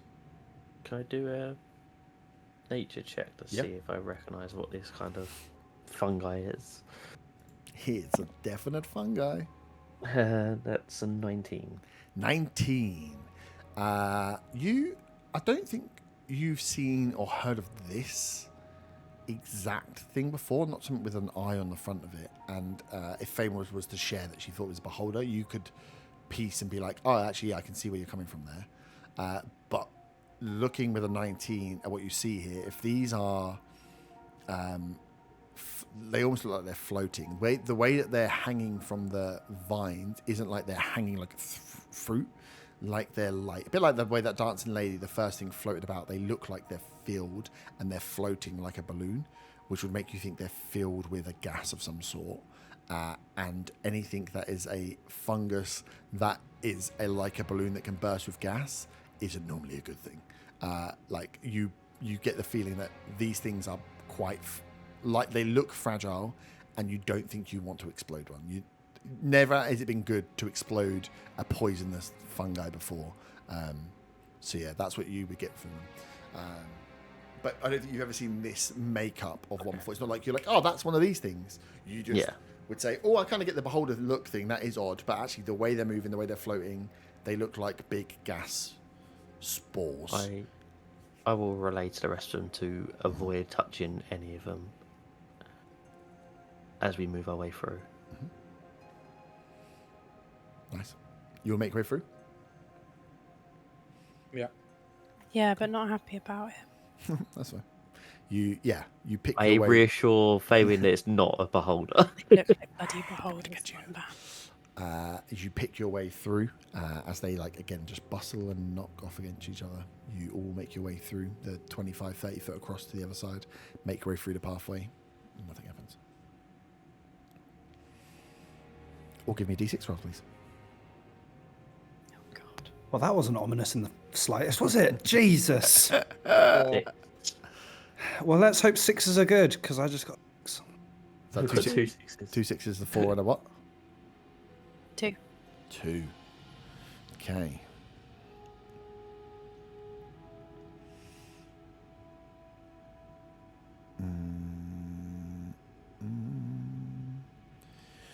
Cool. So you make your way into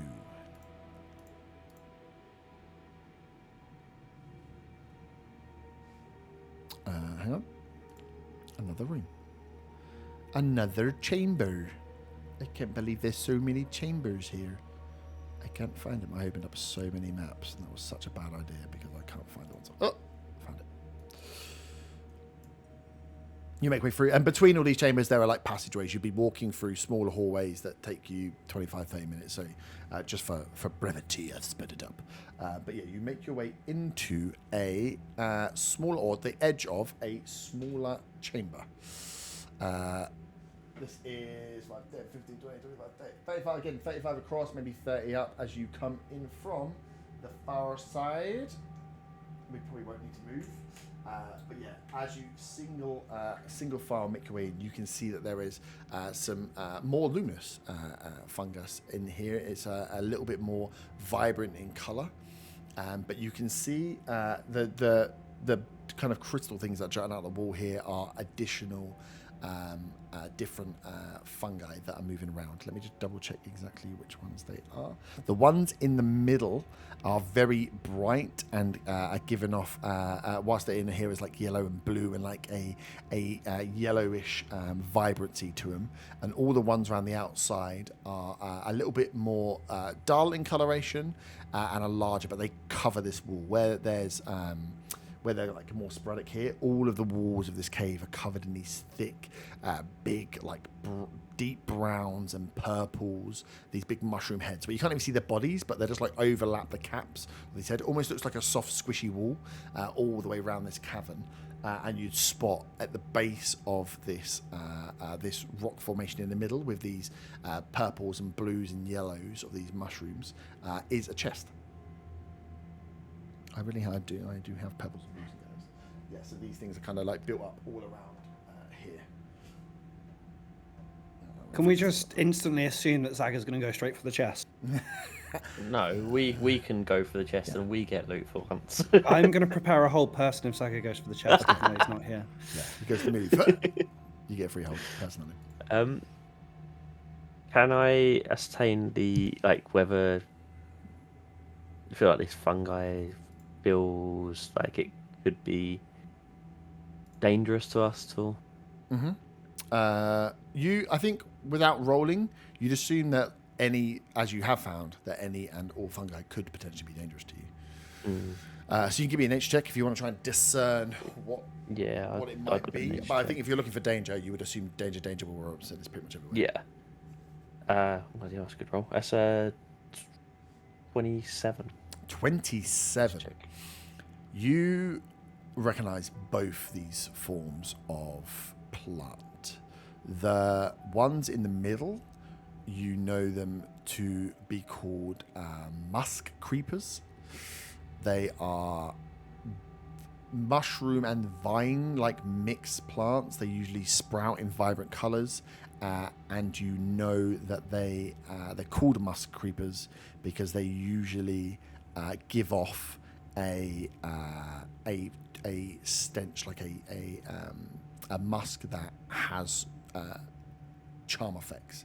That definitely that has been used. It gets used a lot in those that can harvest it. You've seen it used in like some potions and in some perfumes in like very, very minute amounts, because you know that has a very, very strong effect of charm.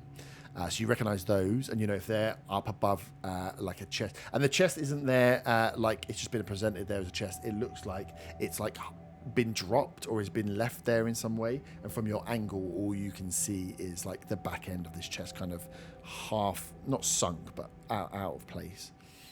The ones on with the 27, the ones on the wall you recognize also as another plant that is called a man trap.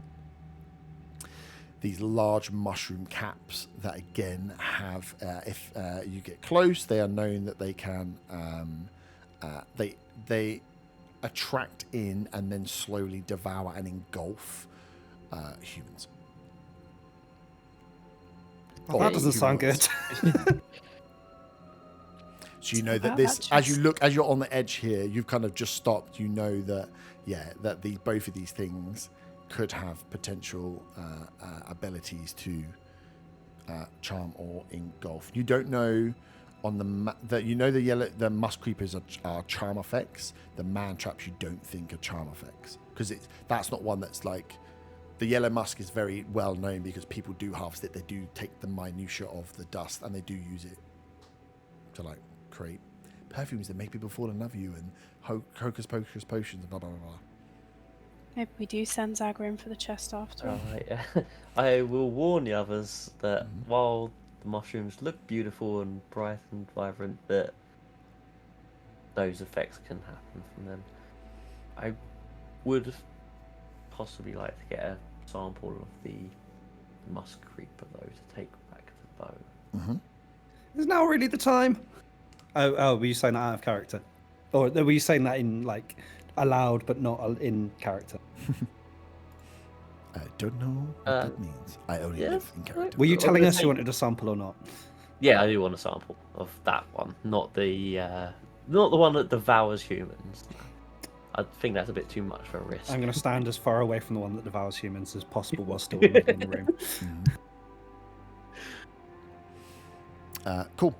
So, what is your plan? What is your running order? You are kind of all backed up here in a 5-foot gap, looking in. But yeah, as you can see your and your exit is this side. So you see you've got your exit. You can see there's a chest. You can see that on this rock is where these yellow creepers are, and all around the outside are mushrooms. Like the whole walls are covered in these man traps.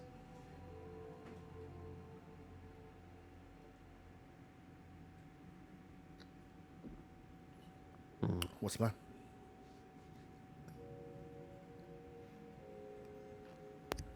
So you said they eat people? What about kobolds? They're not people. Hey! It's really difficult to riff with Zaga when he's not here. Shut up! I can hear you. I'm pooping. I still got a stingy ring. Fuck's sakes. Can we make it across the room safely, Thumban? As long as we avoid the walls. Avoid the walls. Okay. We'll have to go single file, right? It's quite a small passage. Unlike Sagas right now. Hey, I heard that. Discussed. It's like an open cave down here. And out here. Right, single file then. Guys, Let's stop joking around. This is life and death. I pooped here. Let's get moving. I Lead the way, Von Van. will lead As the mushroom way. man. So you should walk. Yeah, you're walking across. So what's your? I just want to know where you're going. The space left to right is fine. 5. So from there, 5, 10, 15, 20, 25, 30, 35, 40, 45 to get out. I'll follow Von Van. I want to get a sample of the musk creeper, so I'm going to go.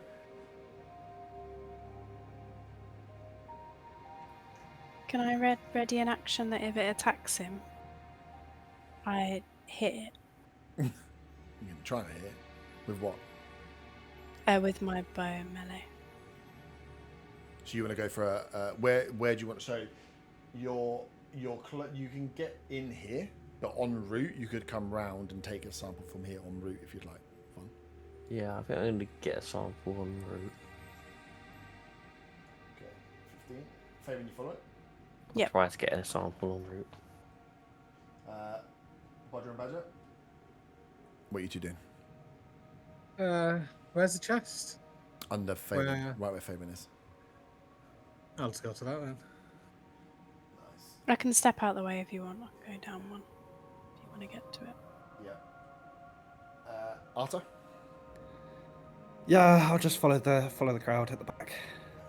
Can I attempt to open the chest? No, you or- can all roll wisdom saving throws, please. And this is against being charmed. This is against being charmed. Yeah, advantage. Do I have anything against Nat being 20. charmed? Nice. Fuck 20, off. nice. Just fuck right off. 13. That's a fail. That's a 24 That's plus a 8 wisdom. 24 for me as well. I Okay, swear. 3 I got 19 of plus 3. you pass. Nice. Faywin, It's you charming are charm. charmed. Charm creature in this way does nothing on its turn except move as close as it can to the child creeper. Cool. Let's roll initiative. Just get your order of events, please, for all 4 of you. That's 11. 12. I've refreshed D&D Beyond. 18, somehow. Nice. Better than 19. 18, 19. Sweet. Cool. So, Otter, you're up first. Can you roll another wisdom saving throw? But this one is not for charmed. 16. 16 is a pass. Cool. So you, as you step forward, step in, you see the musk creepers give out a. They just shake slightly as this yellow dust, blue dust, pink just floats up into the air. As the rest of you kind of cover quickly, you see Faywin breathes it in, and you see she relaxes in her stance. As you then turn back, you can see the man traps. As you start to move the ones closest to you, again, just give off. I think they give off a thing. Yeah, pollen. Like these larger pollen spores puff out into the air from this back direction. As again, you see them come in and stave off the whatever it is, inhaling the spores. So you can have your go. Can you sort of shake somebody out of being charmed? Is that a thing? Sometimes you can, sometimes you can't. Depends on the type of charm.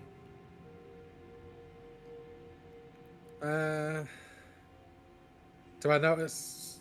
Do I have to roll to notice if she's been charmed? You can see that she's relaxed. So the same way that you kind of got your hands up, Faywin is not trying to cover her mouth in any way. So I think you would see that she is, potentially under the effect of something. The way that you, Arta and Von, all saw it happen, pulled your hands up, covered your mouths, and then you've had the second one hit from behind. As you look, Faywin's arms are down, and she's just staring towards these brightly kind of fungi. I'll go up to her, put my hand over her mouth, and kind of like gently shake her and be like, "Faywin, you alright?" Mm-hmm. Does that have any effect on her? As you go up and grab and shake her, she's just staring towards these fungi.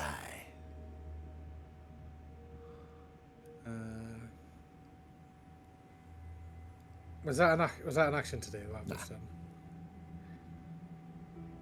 Can I make an action to grapple her? Yeah, you can. Excuse me.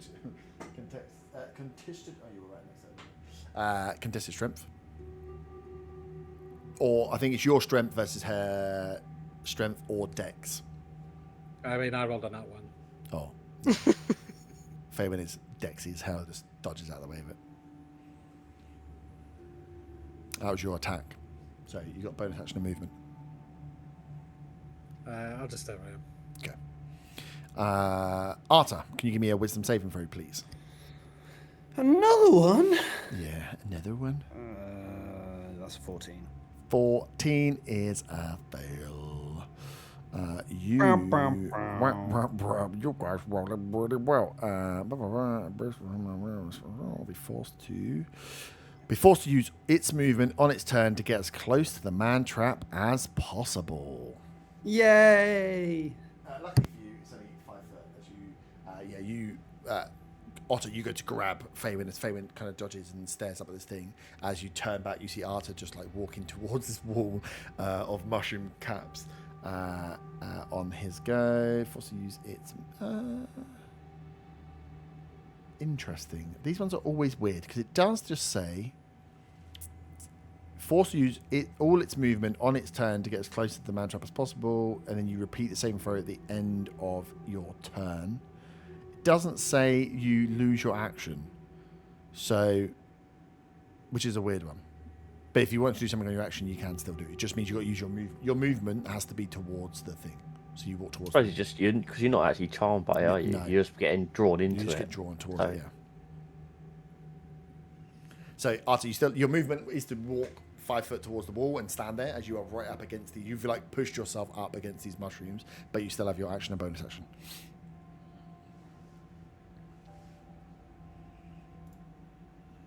Can I use my action to try and like get out of the spell of the thing? You get that at the end of your go anyway. Okay. Well then.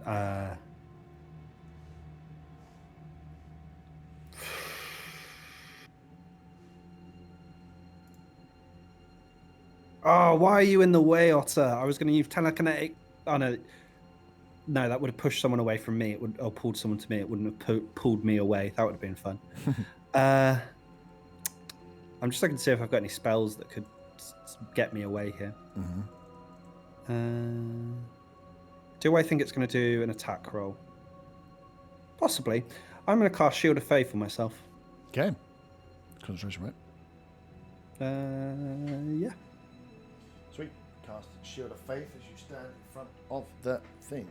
Up next. What save do I do at the end of my turn? You do a Wisdom saving throw. That's an 18. 18 passes. Cool. So as you stood there, you've broken out of the control, the attractiveness of this pollen that you breathed in. Up next is Yellow Mask Creeper. Creepy. It's going to... okay, cool. It's going to... It's not... Fabian didn't get her go yet, did it? So it's not close enough. It's going to hit... try and hit Von. It's not going to hit.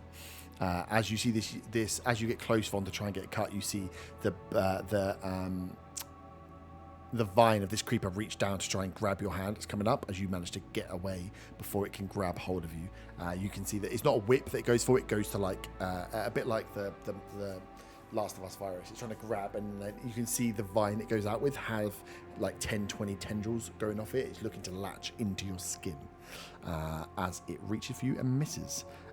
Faywin, you failed, so you can do nothing on your turn except move as close as you can to the creeper, which is real good as you step forward the 5 foot into the mass of the creepers.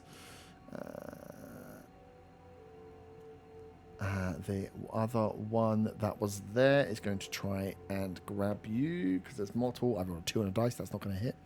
It's the end of your go, so you can repeat the saving throw. Wisdom saving throw, please. Fabian. 17. 17 is a pass. You shake out of it, but you are face to face with the creeper. Von Van, you're up. Oh, shit. Hang on. Fabian was already charmed. Yeah, that's fine. Von, you need to roll a wisdom saving throw. I forgot you've got to do it at the beginning of your goes. That's 27. Okay, that's a pass. That was the man trap. Okay. So it's kind of gone from wanting to get a sample of this and this now attacking us. So No. I guess probably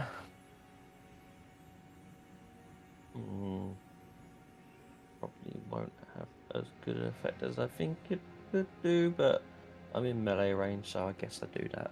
I'm going to do Primal Savagery on it. Mm-hmm. It's a dirty 20. Yep. I don't know how much is it going to negate this, whether it completely negates it or not, but we will find out. Those terrible rolls. That's 9 acid damage. 9 acid damage. Burns away some of the plant. You think it does about 9 damage worth of damage. Okay, cool. Cool. And bonus action. That is anything we do. That's my go. Cool. So I was going to check you when to hit it again. As its reaction, it's going to get you to roll a wisdom saving throw again. So as you've hit it with attack, it's dropped some more of its yellow mass dust. So just give me another wisdom saving throw. That's charmed as well, isn't it? Yeah. So that's a 22. Yeah, passes. Advantage. Nice. The man trap is up. Only person close enough is Arta. So this, you start to feel, Arta, as you shake out the thing, as you're kind of like, have got yourself so close that these mushroom caps reach out to try and grab hold of you. That is a 18 to hit. It's a good thing I used a support spell because my AC is currently 20. Nice.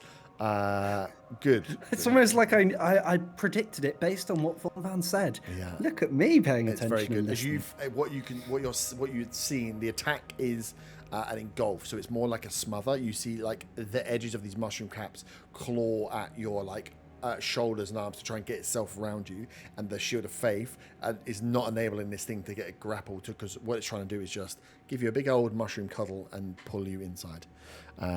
Nice. So you get away from it. Back round top. Otto, you're up. Wisdom saving throw? Wisdom saving throw, yep. Fuck me. Sounds good. Yeah, I fail. I rolled a 3, so that's 8. 8. That is a fail. Oh, I got advantage actually. It's charm, isn't it? No, this one's not charm. No? Okay. No, it's the other one that's charm. This one's for the walls. So with a fail, use all your movement to get as close to the matchup as possible. Go 5, 10. As you feel this pollen. This is the third time this pollen has hit you. You inhale it, and it drags you towards. You still have your action, but your movement is used moving towards the wall as you make your way towards these large mushroom caps that make up the sides of the wall.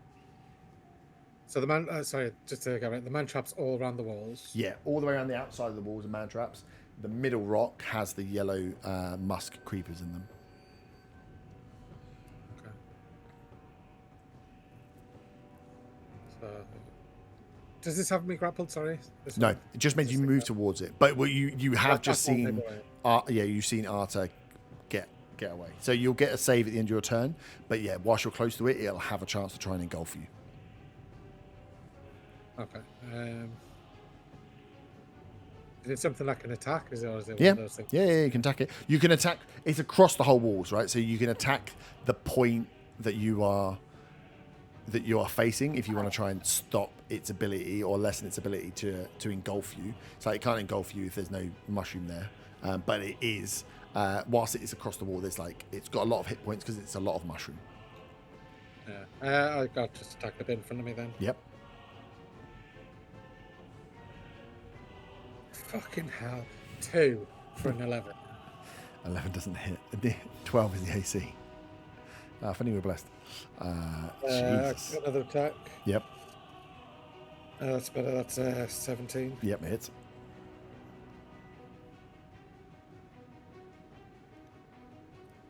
That's 7 dice.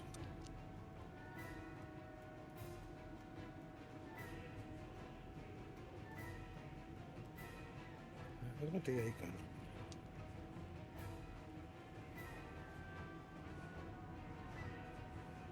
That's 13 points of slashing.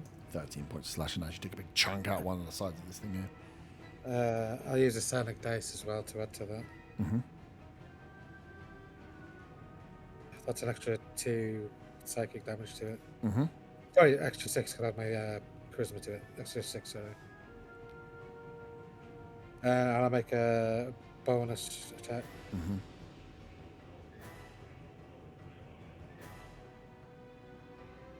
That's for 14. 14 hits.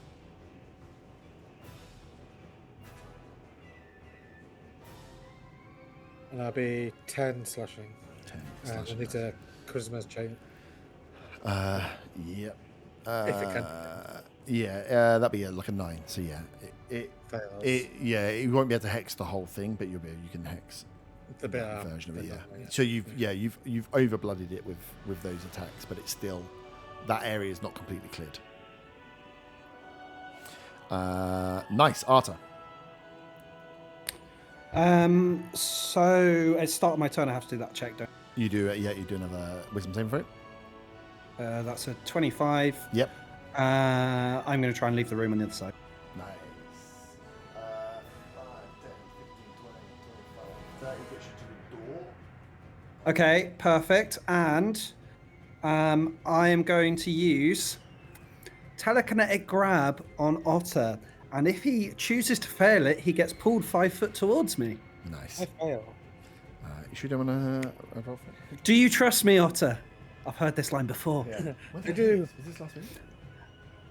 Yeah. And Don't I said polymorph me into a no, dragon. and then I rolled for it. Nice. Arta gets dragged away from the wall 5 foot. 5 foot, yeah? Yeah, 5 foot towards me. Perfect. Look at me using my. I feel like skills. I'm doing. I've got to stop saying aloud things that should be natural. Look at me learning how to use my character after been playing for a year. It's crazy. And Cool. 11 Next, levels.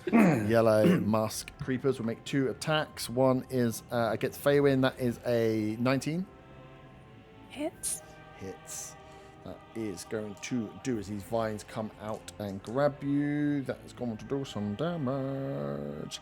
18 points of psychic damage.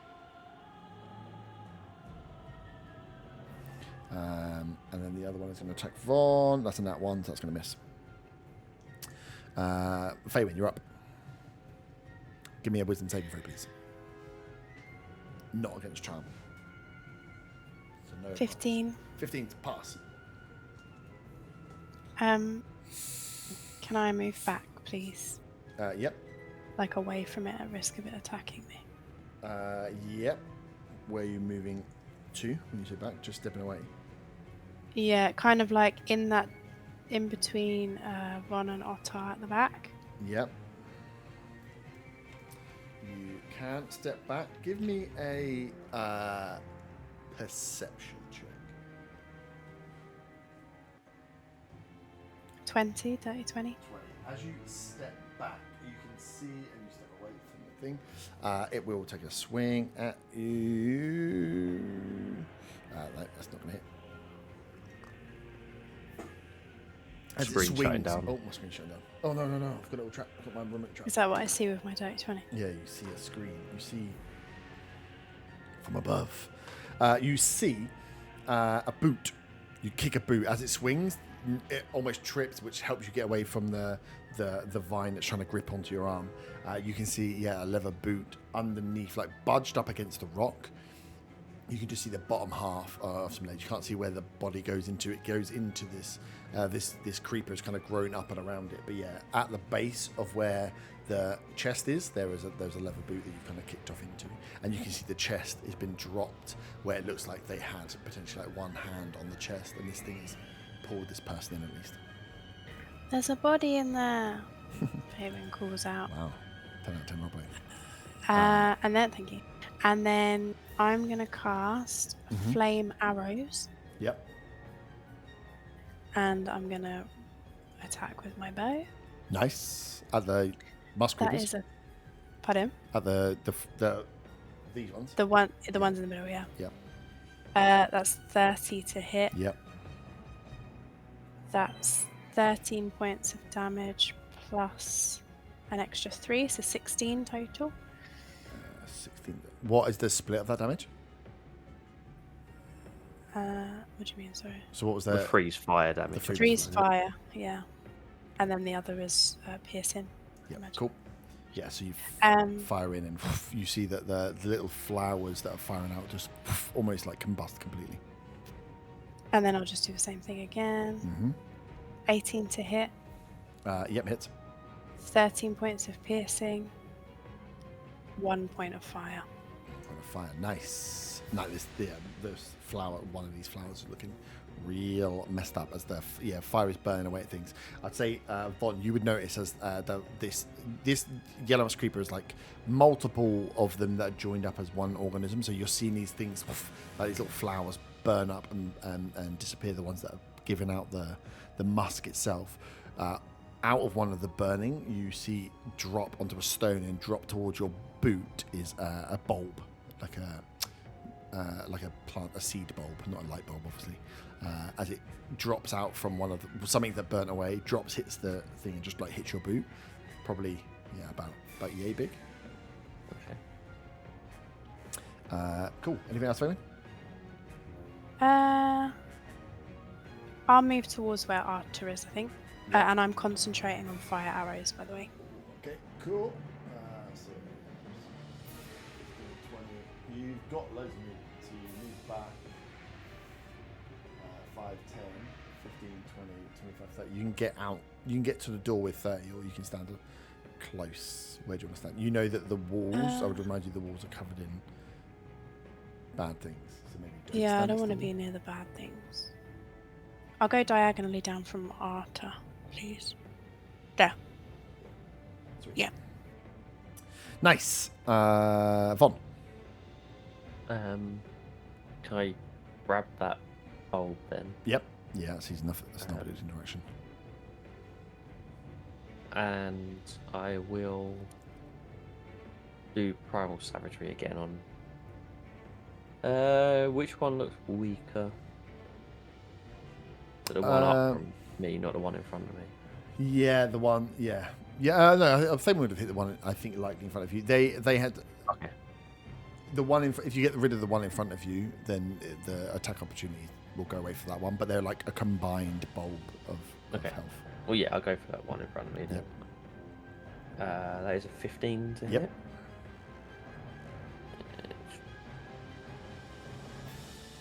That is 13 acid damage. 13 acid damage. Nice. That one is hanging on.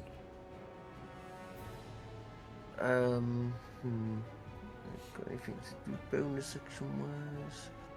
I'm just gonna do a healing word on myself, I think, for my bonus action. Mm-hmm. Okay. Moving. And I get 7 health back.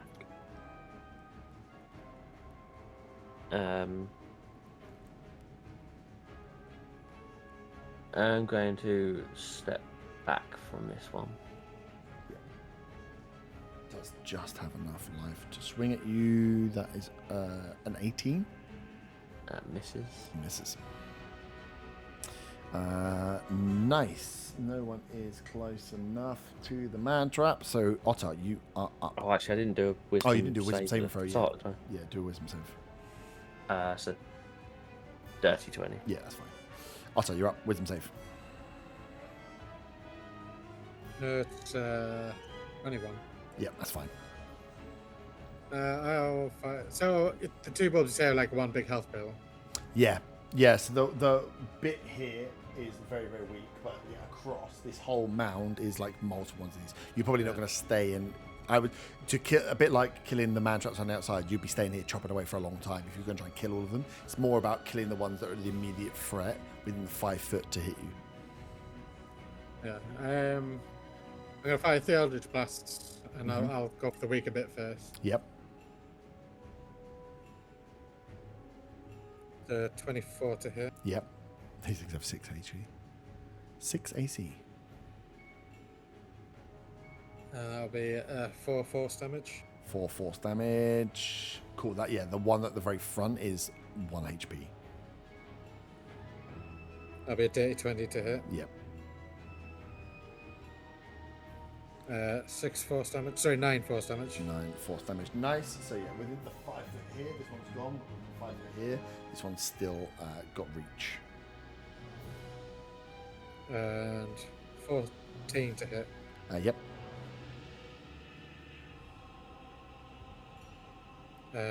Again, that's 9 force damage. 9 force damage. Nice.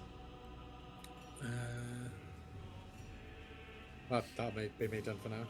Cool. Staying there. Moving. Yeah, I'll stay here. Stay where you are. Arta, you're up. Wisdom saving throw, please. Wisdom save. Wisdom save. Where's wisdom? 24. 24. You are fine. Free movement. I'll use my telekinetic pull on Von Van. Say, Von Van, do you trust me? Yeah. Pull him 5 foot towards me. Stand outside the room. Yeah, you want to move through. Yeah, leave the room, but not so far Yeah, as that I you can't can't come see. back in and Yeah. drag people towards me. Yeah, that's fine. Yeah, you can step through into the corridor that is outside of this room. Nice. Yellow mask crew. The boy is up. He's going to move 5 foot that it has into the front position. But can't. It's going to use its dust within 30 foot. So the three of you on the board in the room, can you give me wisdom saving throws for charm, please? 26. Yep. 22. Yep. 14. Oh no, Faywin. Faywin's charmed again. Fail. Cool. So. Does that mean my concentration's gone? No, it doesn't break concentration. I think it just means you can't do anything with it. In this way, can't do anything but move closer, which is great because that was its go. Your go is next. The only thing you can do on your go is move towards the creeper. So you move right up in front of it. Push that out of the way. Quite meanly, actually. You know she's charmed, Von, but it hurts your feelings that she pushed you out of the way so much. That's Faywin's. That's Faywin's go. Roll a save. Faywin. Another wisdom save. That is a nat 20. That is a nat 20. Nice. You get charmed, get up right up in front of it, and then break out of it and think, fuck. But it was the end of your go. Von. Wisdom save. Yes. Oh, wait. Oh, no, that was Faywin's go. Yeah, she charmed. Yeah, it's a wisdom save. So 19. Yep, you're fine. I'm just going to attack it again from savagery. Cool. That is a shit roll. That is a 11. 11 hits. Oh, bloody hell. Okay. It's got 6 AC. It's a plant and a rock. And that is 17 acid damage. 17 acid damage. Nice. You burn into the one that's closest there, but it's still standard. These things aren't super weak. And I'll step back one bit towards the door. Nice. Just so I'm not... Well, I'll go with wherever I can to not be touching one of the walls. Yeah. So maybe, I can go one back, one further. It's going to swing at you, which is fine. It didn't roll high enough on the dice. Nice. No one is close enough to the man traps. Otter, you're round again. Wisdom save.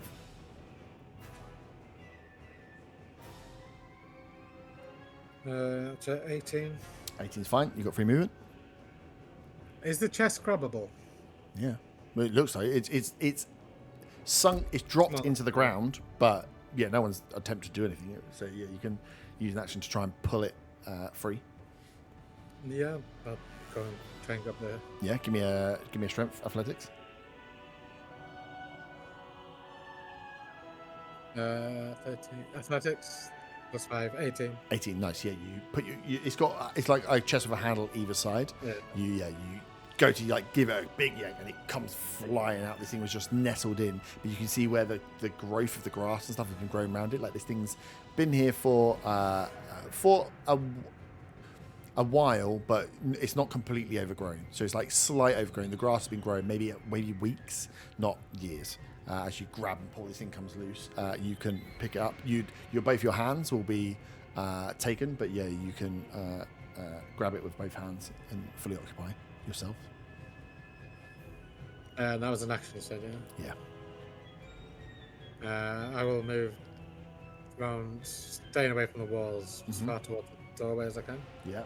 Yeah, it's not... I don't think it's that heavy. You can get out. If you want it to. 5, yeah, 10, I will do. 15. Yeah, because the wall's not too 5, 10, 15, 20, 25 foot. Yeah, as long as you push through, it's fine. So yeah, you see Otter with this chest. He just comes like buddling towards you, shoves you out the way, and runs through the hole. As Arta, you can see Zaga's waiting for you on the other side, like, hey, good job. When did you get here? I've been here the whole time. Did you keep them away from you because of the? Because of my stinky butthole. And I say to Otter, can you press the digitation? Pointing at Zaga. He's been fighting in this tunnel for 6 seconds. Arta, you're up. I want to go back to the entrance of the thing. I want to pull Faywin 5 foot towards me. Yep, nice. Even though she's charmed, I might have to do the check. No, did you? No. No, she broke out the charm. So. I passed charm. Oh, cool. Yeah, so that's fine then. Sorry, I got confused with the concentration circle. Yeah, that's where fire was. So yep, she moved 5 foot. Yeah, and then I'll go back. inside the corridor. Does it have? It has 5 foot. It can move. It's going to move up and try and hit you, Faywin, as you get dragged away from it. That is only 12. So it's not going to hit. You are up, Faywin. Can you give me a wisdom saving throw? Not for charm. This is for the I suppose. 15. 15 is a pass. You have free movement.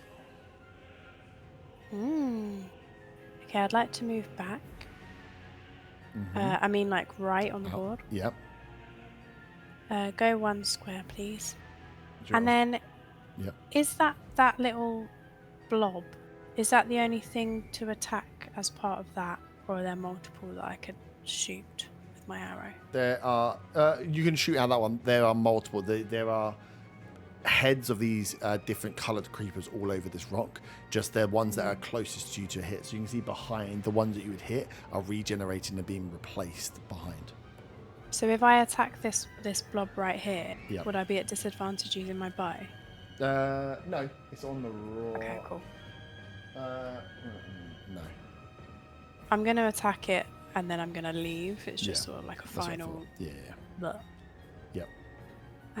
So that's a 29 to hit. Yep. That's 7 points of normal piercing damage, 4 points of fire, Yep. and then 15 to hit. Yep. That is 9 points of piercing and 3 points of fire. Nice. Then That I'd like whole to blob. leave. Yeah, that blob fizzles and burns away, but you can see behind it those blue and purples and yellows starting to regenerate and slowly move over this rock towards your position. But yeah, you have Where Otto has picked up the chest, can I Yep. see any more of the legs and that? Can I perception check before I leave? give me a perception check as you're leaving. That is a 25. 25. You can. Oof, my God. You can see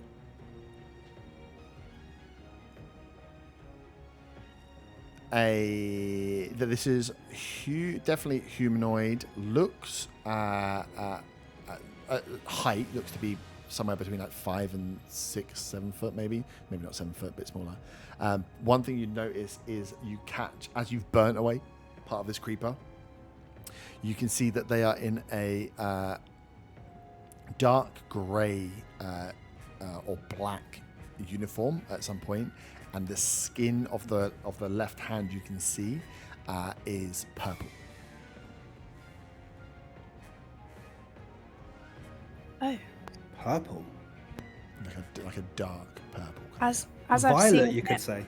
Like violet, yeah. As I've seen it, I sort of glance at Rumban and then run through to the next corridor. Cool. You don't say anything. one you of just you- glance No, at it me. just looks. No, I'm just looking because I don't know that everyone knows about your arm, so I'm Mhm. being subtle. But I will bring it up with him later. Just. Well, we do. We all know about the tadpole now, don't we? We're at your house. Yeah. But I don't think we've seen his arm, have we? Von. I don't know. Wisdom save throw. You might get caught right at the very end. Oh, that's a 14. That's a fail. Right. Oh. That's a +8 as well. I know. It's bad because I want to finish, but I also want to engulf you. As you look at that, as Faywin, as you kind of look and you glance at Von, kind of throws Von off slightly, and you suck in and inhale as you all watch as Von Van step back towards the wall, towards the like loving embrace of the man-trap mushrooms, as force you. That's your movement, so you still got action, bonus action. Oh, I guess I'm gonna swipe at it with my primal savagery. Yep. And if I could maybe like get a little sample of it as I swipe at it, I don't know. Well, you definitely Just get loads a of little bit sample. off. When it engulfs you and eats you alive, you get as much as you want. It gets a nice sample of me. Yeah, exactly. That's a 25 to hit. Yep, hits. And it is. That's 21 acid damage. 21 acid damage. Nice. Almost bloody it with a hit. And I guess I'll just healing word myself again. Mm-hmm. My bonus. Nice. As it is last in initiative order, the man traps go is it's going to attempt to engulf you. That is a 17. And misses. That doesn't hit. Nice. Right, we can speed through if you would like, but yeah, Otter, Arta, Faye, when you were up, you've seen Von Van drop I'll use my back towards the telekinetic side. movement to grab Von Van and move him 30 feet. Oh, nice. Do I get another chance to break away from the thing as I at the end of my go as well? At the end of each of its turns, yeah. So yeah, you would do it at the end of your turn. Sorry.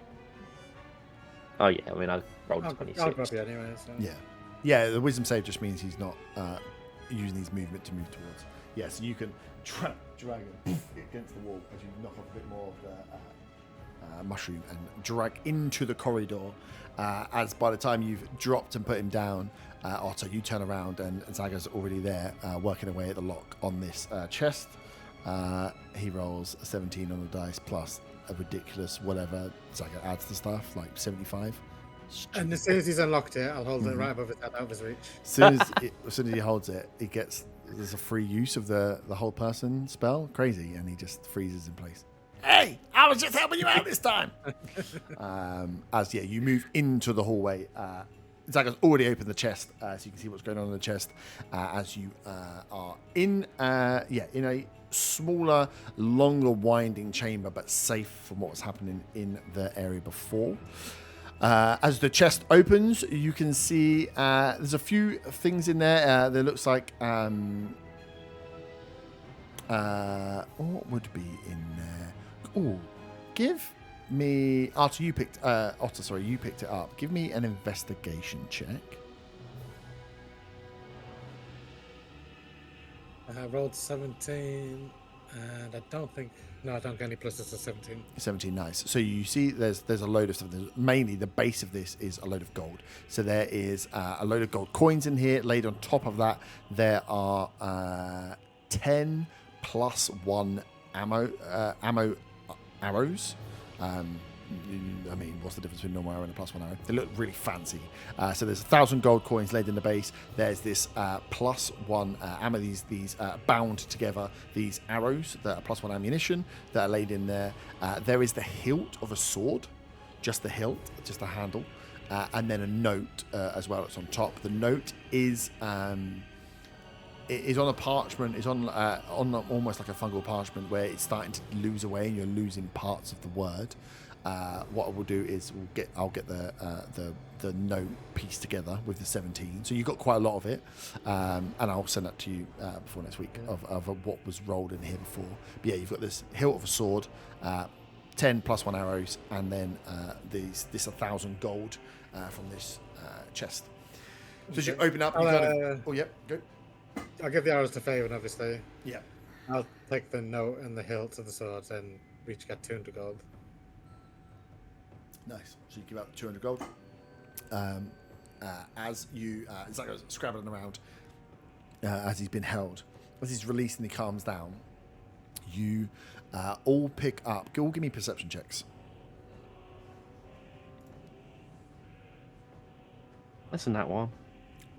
18. 30-20. Nice. 6.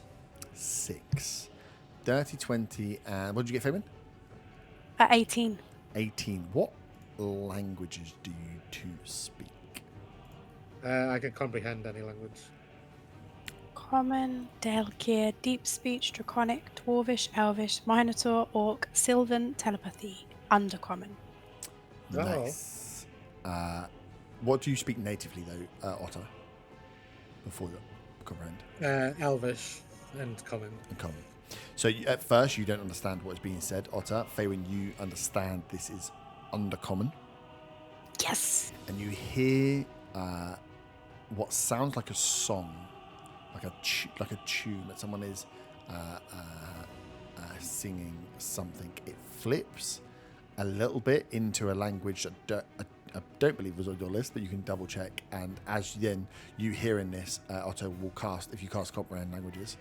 Are you casting that ritually or are you casting it with a spell slot? Ritually. Which takes 10 I minutes, just assumed so I you always won't have be it able up, to but How long did it last? Last an hour, right? I think it's only an hour spell. Otherwise, I would have picked that day one. Yeah, it's an hour spell. Yeah. Yeah, it's an hour. So yeah, you if you're going to cast it ritually, you have to say you're going to cast it, because even if you cast it at the beginning of the day, it'd be gone by now. So yeah, you will pick up that there is the sound of what sounds like a song. It sounds like someone almost singing to themselves out loud, and it flicks between a one language and a more harsh language. Fabian, you hear the undercommon, and then you don't speak Abyssal, do you? No. So you hear parts of the word, and then it flicks out. So you hear... Do I hear it as well? With a 6, you guys don't pick up at the start what's going on here. With speaking to my patron, do I not sort of recognise it as Abyssal? You don't hear it, because I think. Yeah, you'd hear the voice, but no, when you're being spoken to in your mind, I don't think you'd really pick up bits. You would hear Faywin, the song roughly going along the lines of you hear the word poison, you hear the word heart, you hear the word death, and then you like lose certain bits in Abyssal, and then you hear the fog is gonna come, the fog is gonna come, and then it goes back into Abyssal bit, and then you hear again the poison, and then you hear heart, civilization, city. The fog is going to come, and you just hear this voice like rattling around, deeper than a Gollum voice, but imagine like the echoing off the caves of this voice that is down the end of this hallway, singing about the fog, singing about poison, singing about the heart, singing about the city, and it sounds like a jolly song that is happening as it rattles its way up the corridor towards you. And that's where we'll finish for next week.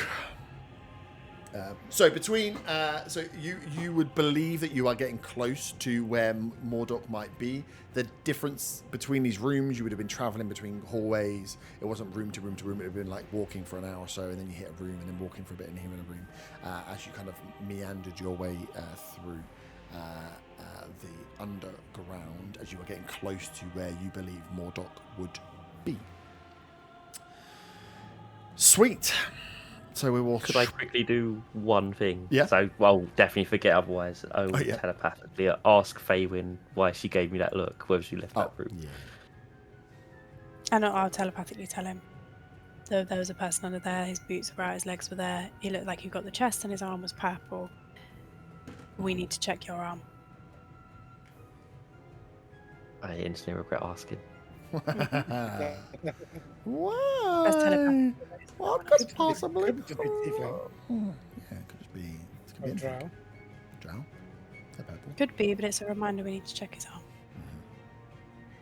And we love reminders. Brilliant. Well, we will leave that there. So next week we have a singing song to go and understand. It's probably a really friendly person. Nothing to worry about. And good job to Zaga there. Did a great session. Just getting his way all the way through. Turns out he knew all the tricks of the puzzles and made it through really easily. Yeah, he just dimension doored the whole way through every time. I I'm just going to be like, I took all your slots away. I just dimension doored the whole way through. It probably would have. But yes, so you have some stuff. You have a note, which remind me, I'll do the note on. You have a hilt of a sword, 1,000 gold from a chest, an unknown dead person, and you fought a load of plants. #excitement. Ta-ta, farewell. Nipples.